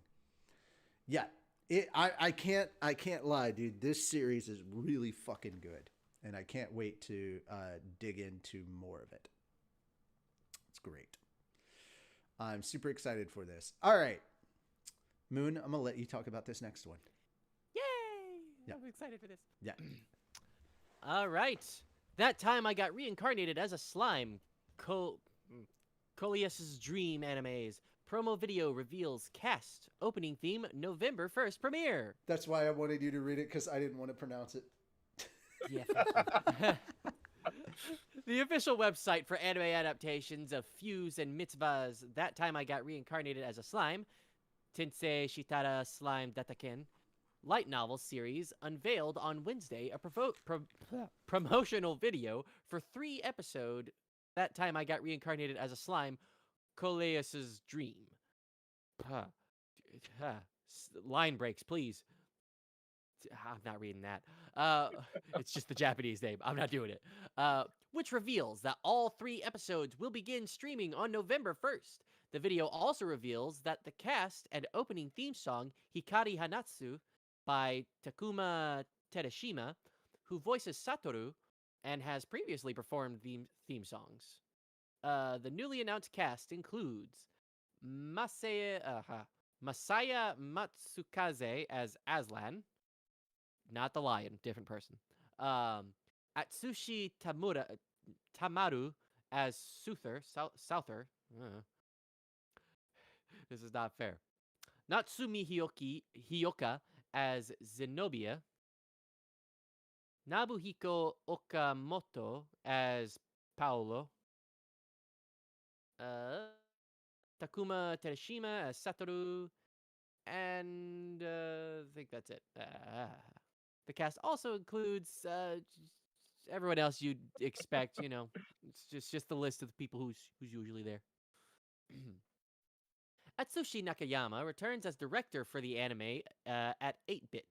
Toshizo Nemoto, who has worked on Macross Delta and Super Club, is in charge of series composition It's series composition. That's a sentence. That's a sentence. I got to work on my reading. Tomorrow's going to be so much fun. It has been so long since I've read out loud. Oh my god. Ryoma Ebata is again designing the characters, and Takahiro Kishida is again in charge of monster design. Kenichiro Tomiyasu is drawing the concept art. Studio Naya is handling backgrounds. Ayumi Sato returns as an art director, and Yasu Fujise and Masahiro Sato similarly return for art design. Maki Saito returns as color key artist. How much of this am I reading? This feels That like is stuff that. I we leave usually. that up to you, dude. Like, Oh, I only whatever. got I through guess I'm gonna half of keep this going until Sony. Richie comes back, wherever the hell he went. Returns as color key artist. Hiroshi returns as director of photography. Yuji Haibara returns for graphic design. Yumi Jinguji returns for editing. Jin Aketagawa returns as sound director. And Hitoshi Fujima, Elements Garden, returns from the That Time I Got Reincarnated as a Slime Scarlet Bond movie to compose the music. Miho Okasaki, the voice of Rimuru, will perform the anime's ending theme song. That's cool. That's cool. That's cool. Koleus no Yume was a text story included in a bonus extra booklet with the Blu-ray disc release of the second That Time I Got Reincarnated as a Slime season. It became a major story inspiration for the Scarlet Bond film. The epic spectacle story is set between the first two television seasons when Rimuru faces intrigue swirling around the Coleus Kingdom. I don't know why that is such a hard word to say. Coleus. Fuse serialized the story on the Shosetsuka Nidaro, Let's Become Novelists website from 2013 to 2016, and the series has since garnered over 400 million page views. Micro Magazine began publishing in print in 2014.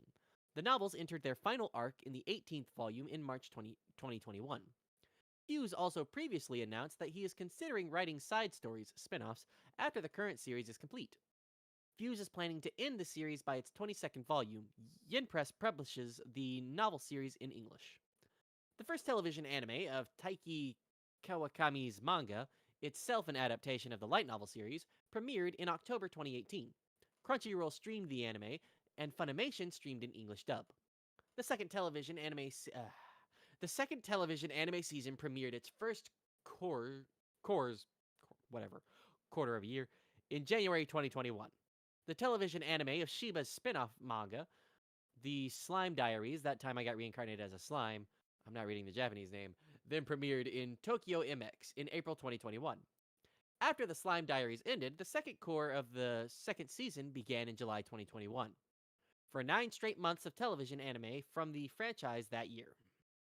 Both Funimation and Crunchyroll streamed the second part. Funimation also streamed an English dub. The franchise's latest film, titled Tensei Shitara Slime Dataken Guden no Kizuna, That Time I Got Reincarnated as Scarlet Bonds, good lord, premiered in Japan in November 2022. Hey! I read that whole damn thing because you did not tell me where to stop and when to move on. So I was like, all right, I guess I'm reading all of this, though I feel like we usually skip about half of it, so. Yes.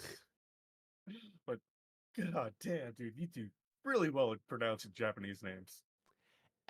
I've learned a little bit of Japanese, and it's like none of it changes when you pronounce it. So like anything with an I is always going to be anything with an A is and so on. So unlike English, where you see through and trough spelled the same except for one letter. Mm-hmm. English is such a weird. Good job, man. Thank you. Yeah, you didn't have to read the whole thing, but good job. It's a bit late. A bit late for that. Well, I came back for the tail end of it, and I was like, oh, he read the whole thing. Yes, I did. You enjoyed your little rap there? Mm-hmm. Good. You know what else I'm enjoying? Mm. My Jet's Pizza. Nice, nice. Mm-hmm. You know what else we enjoyed? The summer 2023 lineup of anime. Let's talk about that. Hey, Yes. I Oh, like shit, that it's fine. transition. I like that transition. But honestly, I thought you were just gonna read about it and then talk about like what you were looking forward to with Fenris for the upcoming Slime OVA. Well, shit. I haven't even seen Scarlet Bond yet. I need to. I haven't either. I know it's on Crunchyroll. Mm-hmm. Yeah. I will say this also, like Scarlet Bonds, this also includes the demon Violet, who will eventually get her name from Rimuru as well. Cool. I can't wait for that to happen in the series. That's gonna be so much fun. Oh my god. Yeah. I want to see. We've covered it in the light novels, reaction. guys, by the way. It was so much fun. I want to see his face animated. I want to see what's his name? Guy. I want to see his face animated. Also, guys, I apologize. I don't think I moved any of our light novel streams over to the YouTube channel. I don't remember if I did that. So our last couple of ones may have, our last one may have just gone the way of the dodo. No. Yeah. That was a fun one. That was the last one I got to yell in. I don't remember if it got moved over to the YouTube channel or not. I don't know. Oh yeah. I have to say right now the walls in this house are much thinner. I'm not gonna be able to yell and everything like I used to with and also like my roommate goes to sleep at like 9:30, 10, and we start our stream at 9, so I can only do so much. I can still talk regularly, but I can't be too loud. Okay. I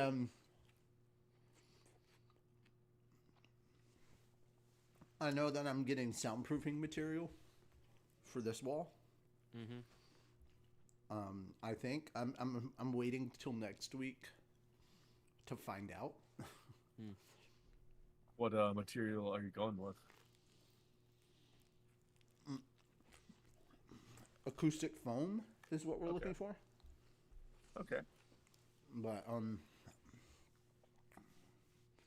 we will see.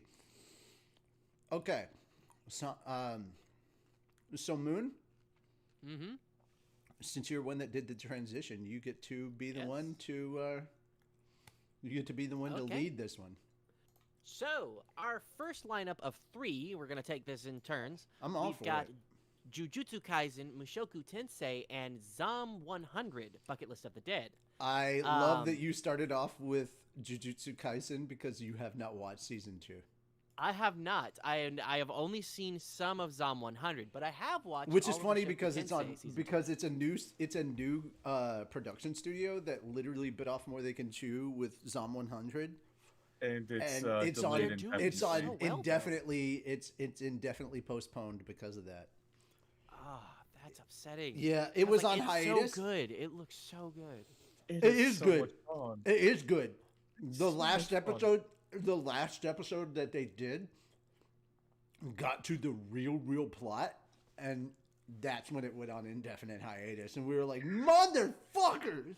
Like, it was so good. Richie, you're not gonna like this. Mhm. I have D&D today, so I gotta leave in like 30 minutes ish. Well, that's on you, man. I know. Yeah. I was just saying you weren't gonna like it. I never said either way. But that's just We had a me lot to leaving. cover. These 2 yahoos will still entertain you guys. We had a lot to cover because it was like the first time back I in know. forever. And I told my friend, like, I was probably gonna be popping up a bit late, and even if leaving at 5:30, I'm gonna be like a little bit late. Mhm. But yeah, I'm wanting to leave at 5:30 just so I can eat. I'm Mhm. fucking hungry. You could have grabbed something to eat in the in between times if you need to grab something from the fridge. I don't have anything in the fridge. That's Oh. the problem.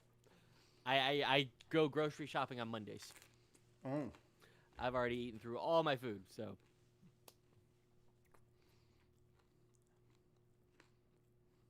yeah, that's just I that's ration, just how I do things. so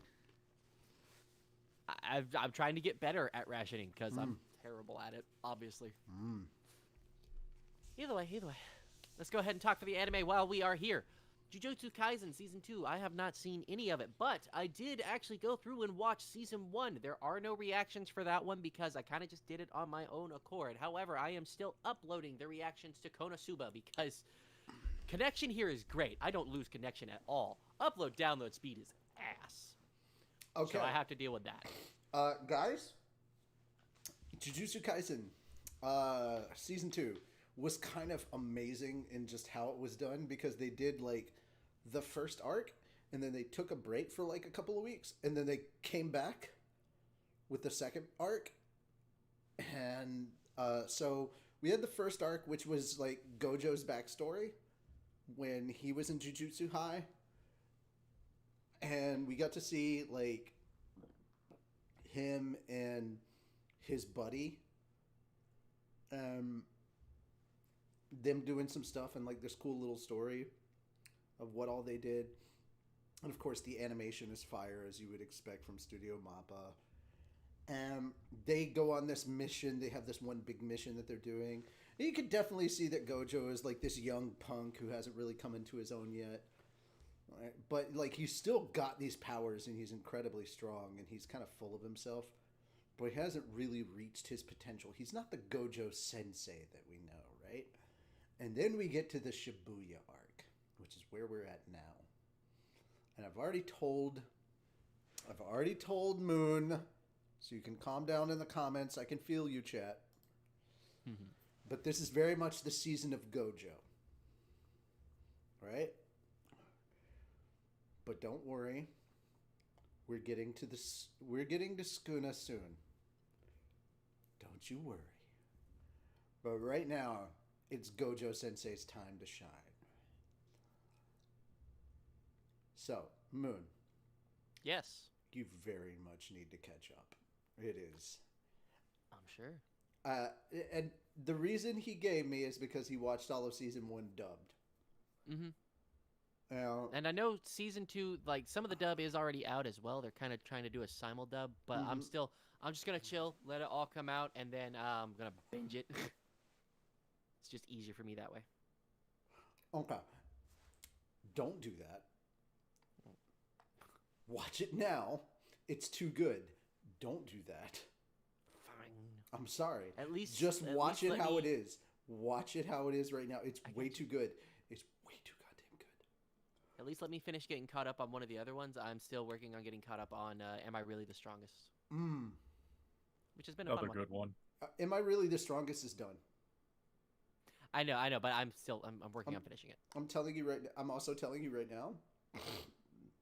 I don't know how they dropped 4 episodes of this already, but Frieren is really fucking good, and it just came out. Okay. Yeah, it's a fantasy series that takes place after the heroes have already defeated the Demon Lord, and it's about life after that. I have watched, because that's the one where the dude's living with the Demon Lord, right? He starts living with the Demon Lord. No, that's a different one. No, okay. that's one room. I've watched, like, that's 3 one episodes of room that. hero. That's one room hero. Or that's the Demon Lord and the one room hero. That's really good. That's already finished too. No, Frieren is really, really good. It's about an elf girl that was in the heroes party, and like she literally just is wandering around, and then you meet her like 20 years later. She's wandering around. She comes back to visit the hero like 50 years later, and the hero is an old man, and then like they go see the meteor shower together, and then the hero dies. Oh. Yeah, and then she goes and visits the cleric like 10 years later, and he's taking care of this orphan that her parents died in the war. Yeah, it's fucking sad. Are we about to have another Oshinoko situation of just like, hey, you want to cry today? How about today? How about today? I cried 4 times, dude. It's a fucking feels fest.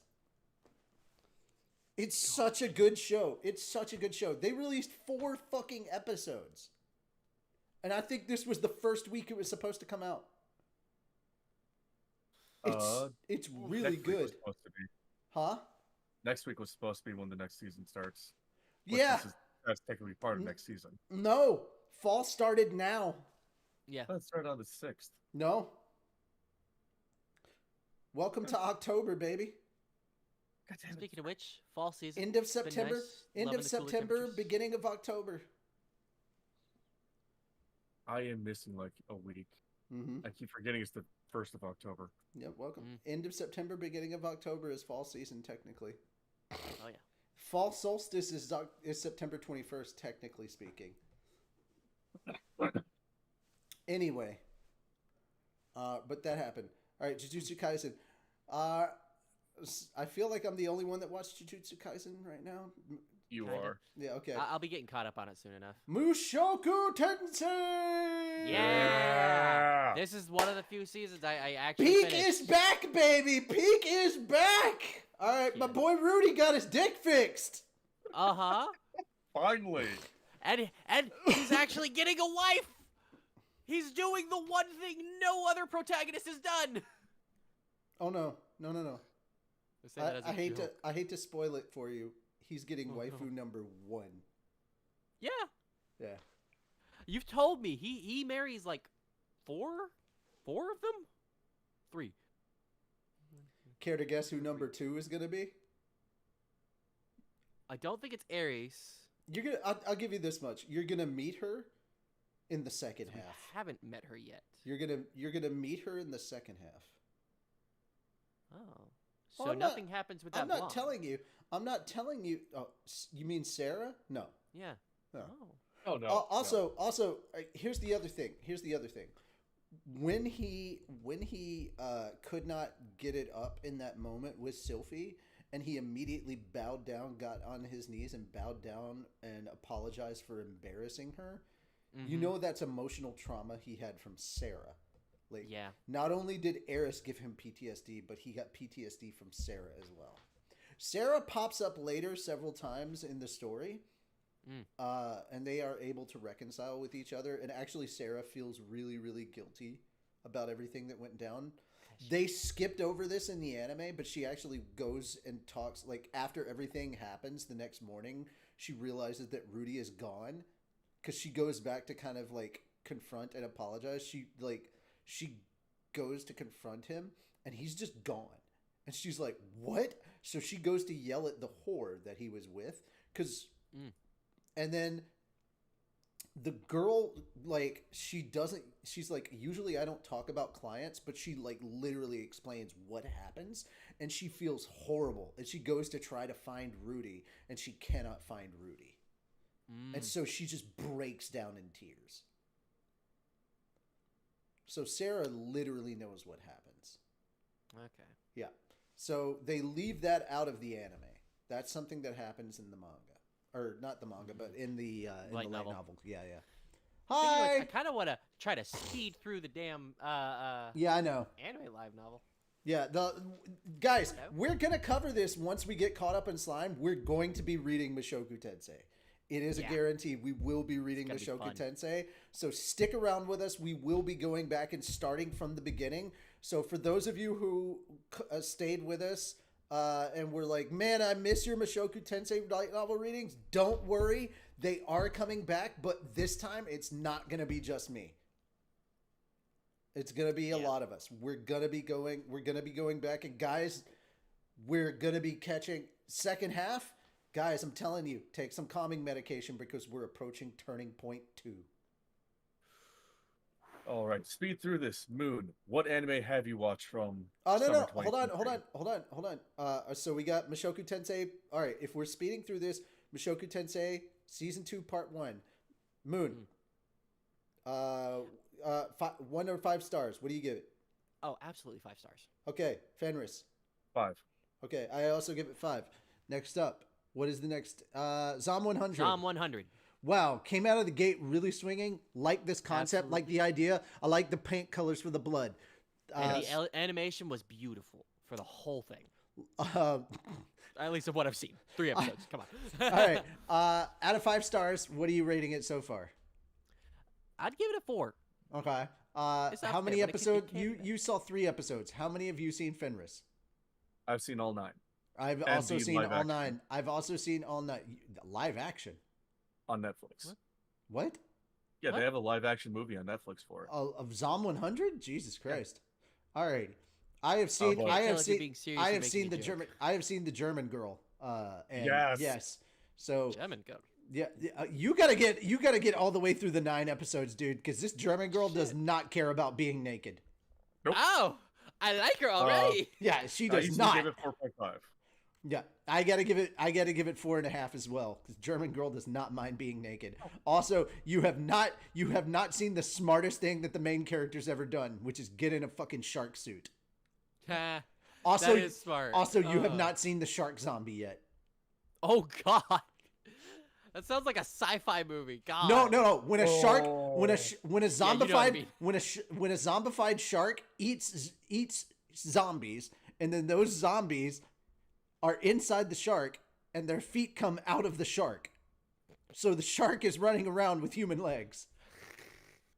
It's hilarious. It's fucking hilarious, It's dude. amazing. All Oh, right. fuck. All right, Horimiya Peace. Who watched Horimiya Peace? Have you even watched Horimiya? Nope. Okay, both of you need to watch Horimiya. It's only 11 episodes, and then you need to watch Horimiya Peace because it covers parts that weren't in the actual Horimiya. It's legitimate, wholesome romance, and it's quick and to the point, and it's great. If you need just a warm, wholesome pick-me-up, you need to watch this, and it's also really cute and funny, and it's not will they, won't they. It gets to the point quick. Yeah. Okay. You need to watch Horimiya, put it on your list. In fact, put it on your watch list or put it on your Crunchy list as something that you're going to be watching this season immediately. It needs to be on the top of your list. It is a 10 out of 10 romance. All right. Okay. As for Horimiya Peace, it's 5 stars for me. What is this? My Happy Marriage. Did not watch. Nope. Didn't watch. Okay. I have heard some things that were good, some things that were... Bleach! Yes! 100%. All right, guys, I've read the manga. I already know how it ends, but goddamn, the action was solid. And the music was fucking phenomenal. I loved it, and there were titties everywhere. Fucking 5 out of 5. Anybody else watch it? That was your Blood War? You guys suck. I watched it on Disney Plus. It was great. I don't have Disney Plus. Well, I mean, you can watch it on Hulu. I don't have Hulu either. Well, that's on you, man. You can watch it on Take Hulu. a page out of Luffy's book. You can watch it on Hulu for free. Masamune Kun's Revenge. I have not watched the second season because I wasn't a big fan of the first. The girl I like forgot her glasses. Okay, the animation studio, I hate them, and their camera angles suck. I watched the first 2 episodes, did not like. 1 out of 5 stars. No, I'm sorry, half a star out of 5 stars. Rent a Girlfriend season 3. I have not watched it, and that's mostly because I forgot everything. I need to rewatch all season 1, and I haven't seen season 2. I won't watch season 3 until I've seen all of it. Moon and I may just sit down and watch Rent a Girlfriend from the beginning. We may make a watch party out of it. Yeah, we may sit down and do a Fat Dog watch along together. Yeah, I'd enjoy that. we may do that. We may just do that. Bungo Stray Dogs. I need to catch up. I haven't seen season 4. Again, another series we need to do a watch along for, maybe, because Bungo Stray Dogs is actually pretty good. It's something we need to do. I need to catch up. I've seen seasons 1 through 3, but I haven't seen season 4, so I didn't catch up. Liar Liar was kind of interesting, but not. I think Jim 3.5. Carrey did a really good job in that movie. Yeah, fuck you. Not that. 3 out of 5 stars. It was okay. Reign of the Seven Spellblades. 3 out of 5 stars. It was all right. Haven't watched. It was just okay. The Dreaming Boy is a Realist. Did not watch. Don't know anything about it. Am I actually the strongest? It was pretty good. 4 out of 5. I'm still working Definitely on this 4. one. I would also give it a 4. Devil's a Part-Timer season 2 part 2. I haven't seen season 2. I finished the light novel. Did not. I was not like. I was just kind of meh about the ending, so I kind of fell off. And the animation for the first part of season 2, I was not a fan of, so I did not watch the second half. I'm just gonna wait for it to. I'm literally waiting for it to finish so I can just binge the second half. Undead Murder Farce. So I've actually seen 2 5 or out of 3 5 episodes of this. Absolutely, it has been so good. It's kind of scratching that itch that I have left over from like Cowboy Bebop. Just with the seriousness it's not of over. it. It's not over. Oh boy. No, it's still it's one of those that's gonna last 2 seasons. It's gonna continue through the fall. 5 out of 5, still continuing. Reborn as a Vending Machine. It is exactly as advertised. I have finished the season. It is exactly as advertised. It is a bland 3 out of 5. Not good, not bad. It is just right down the middle. Rurouni Kenshin. It is exactly what I thought it was. It is a 5 out of 5 as far as the anime. Now, if we take the author into account, it is a fucking 1 out of 5. I fucking fuck that pedo. But if we're just basing it off the merits of the story and the anime, it's a 5 out of 5. Mm. Yeah. All right. So moving on. Dark Gathering. 5 out of 5. I have not finished it. I need to catch up on it. But everything Episode that I've 13 seen just came out today. Everything that I've seen of it so far, Dark Gathering is a 5 out of 5 for me. Classroom of Heroes did not watch. Have no opinion. My Tiny Senpai. I watched one episode and I was just like, it seems cute, but it seems like every other basic ass shit that I've seen. 2 out of 5. My Unique Skill makes me OP even at level 1. 2 out of 5. 3.5. Sounds like every other. It is basic, generic shit. 2 out of 5. The Masterful Cat is. I didn't watch it. I didn't care for it. Didn't watch it. The Great Cleric, actually surprisingly good. 4 out of 5. Yeah. Like the animation quality is kind of meh, but it's been fun. I've only seen about 4 episodes of that one. It was pretty interesting. Temple. I've heard good things, but I haven't watched it yet. It's on my to watch list. Helk. Oh my god, Helk. Oh my god, Helk. That's been interesting. 4.5 out of 5. And it's still going. It's still going. Like so far, it's on the cusp of 5 out of 5. So far, it's been really, really good. 4.5 out of 5. Highly recommend. Was not what I expected. Surpassed my expectations. 4.5 out of 5. The Duke of Death and his maid, I have not watched. This is season 2 as well. The most heretical last boss, don't know. Sweet Reincarnation. Sweet Reincarnation. Oh my god, 3.5 out of 5. Was expecting this to be mid, and it actually went a little above mid. I was actually kind of impressed. Did not think it would be that good. Was surprised at how good it actually was. Saint Sella and the Pastor Lawrence. Don't know anything about that. Altar and the Ever Darkness and okay, did not watch you. Level 1 Demon Lord and One Room Hero. Oh my god. I have seen 4 episodes of this. 4.5 out of 5. It's been a lot of fun. It was hilarious. Ass and titties. Boy, it scratched every itch I needed from a show of this caliber. It's not isekai, it's fantasy, and it's high. It is lowbrow humor and high comedy, and it is fucking hilarious.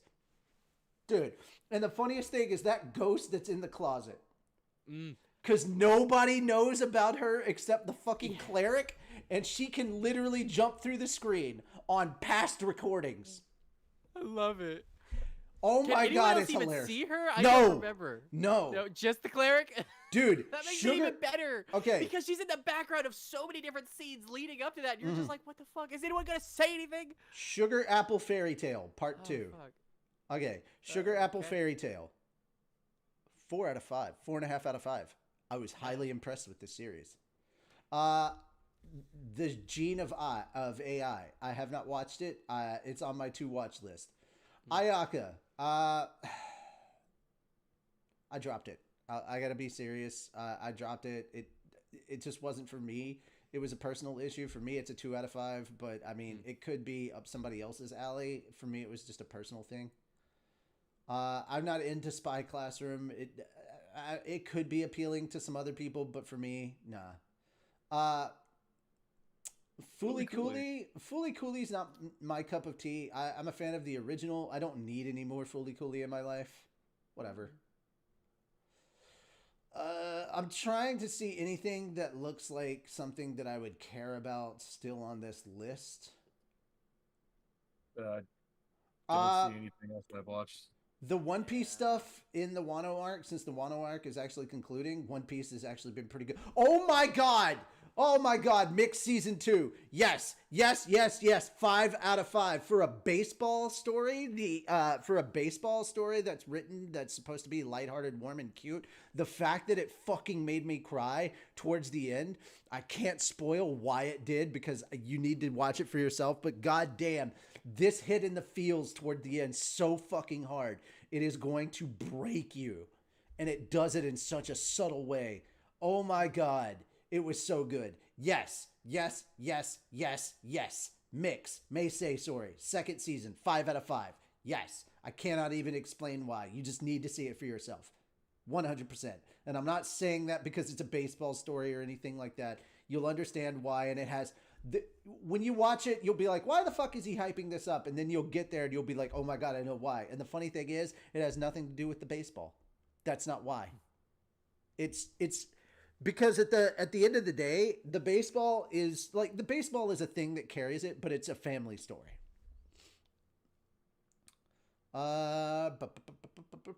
Anything else I need to cover? Because I haven't seen anything else in the story.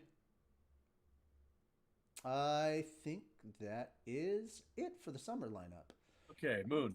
Fall. What are you looking forward to?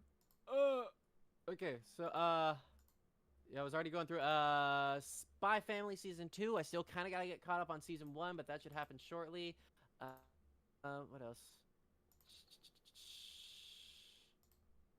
Undead Unluck looks interesting based off title alone. I didn't actually. Oh, dude, Rising of the Shield Hero season 3, Goblin Slayer season 2. Fuck yes. Yes. Oh, Imminence in Shadows season 2. Yeah. Like I said, Freyrin Beyond Journey's End. 4 episodes have come out. I'm looking forward to that. Dr. Stone New World Part 2. I know a lot of people are probably looking forward to that, but it's my least favorite arc in the manga. Gotta be honest. Tokyo Revengers. I need to get caught up on the second season. I'm behind. I'm actually looking forward to Firefighter Psycho. Fucking hell! The Faraway Paladin second season. Yes, because Faraway Paladin was so good. Berserk of Gluttony's coming out too. Wait, what? Yeah. The 100 girlfriends who really, really, really, really, really love you? What the fuck? Fuck? Yeah. What the hell is that? Yeah, Undead Unluck is actually really good. It's really funny. Okay. Demon Sword Master of Excalibur Academy. Oh, God. Lord. Oh, Ron Kamenohashi. I read the manga for that. That's done by the same mangaka that did fucking Kaitekyo Hitman Reborn. Yeah. Oh, Dead Mount Deathplay Part 2. Yes! Yep. Really looking forward to that. Yeah. Help is continuing. Yeah, Helk is continuing. Yeah. Looking forward to that because more Helk is always a good thing. Let's see. What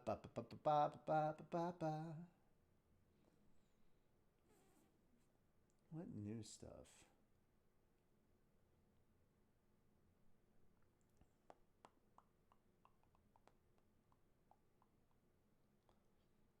I don't know what this. Check it out, Spider. I don't know what this Arknight thing is, but I'm curious about that. Arknight is based off the mobile game. They had a season, like a prequel anime, like a year or two ago about it. And I played the game. I could not watch the anime. Oh no! I hate when anime comes out that's based on like fucking mobile games and shit. Yep. Okay. It is now my time. I have to head out. Yeah, that's all the... okay, so One Piece, Jujutsu Kaisen... Oh, Zom 100 is going to be continuing, obviously. Dark Gathering. Rurouni Kenshin will be continuing. Helk will be continuing.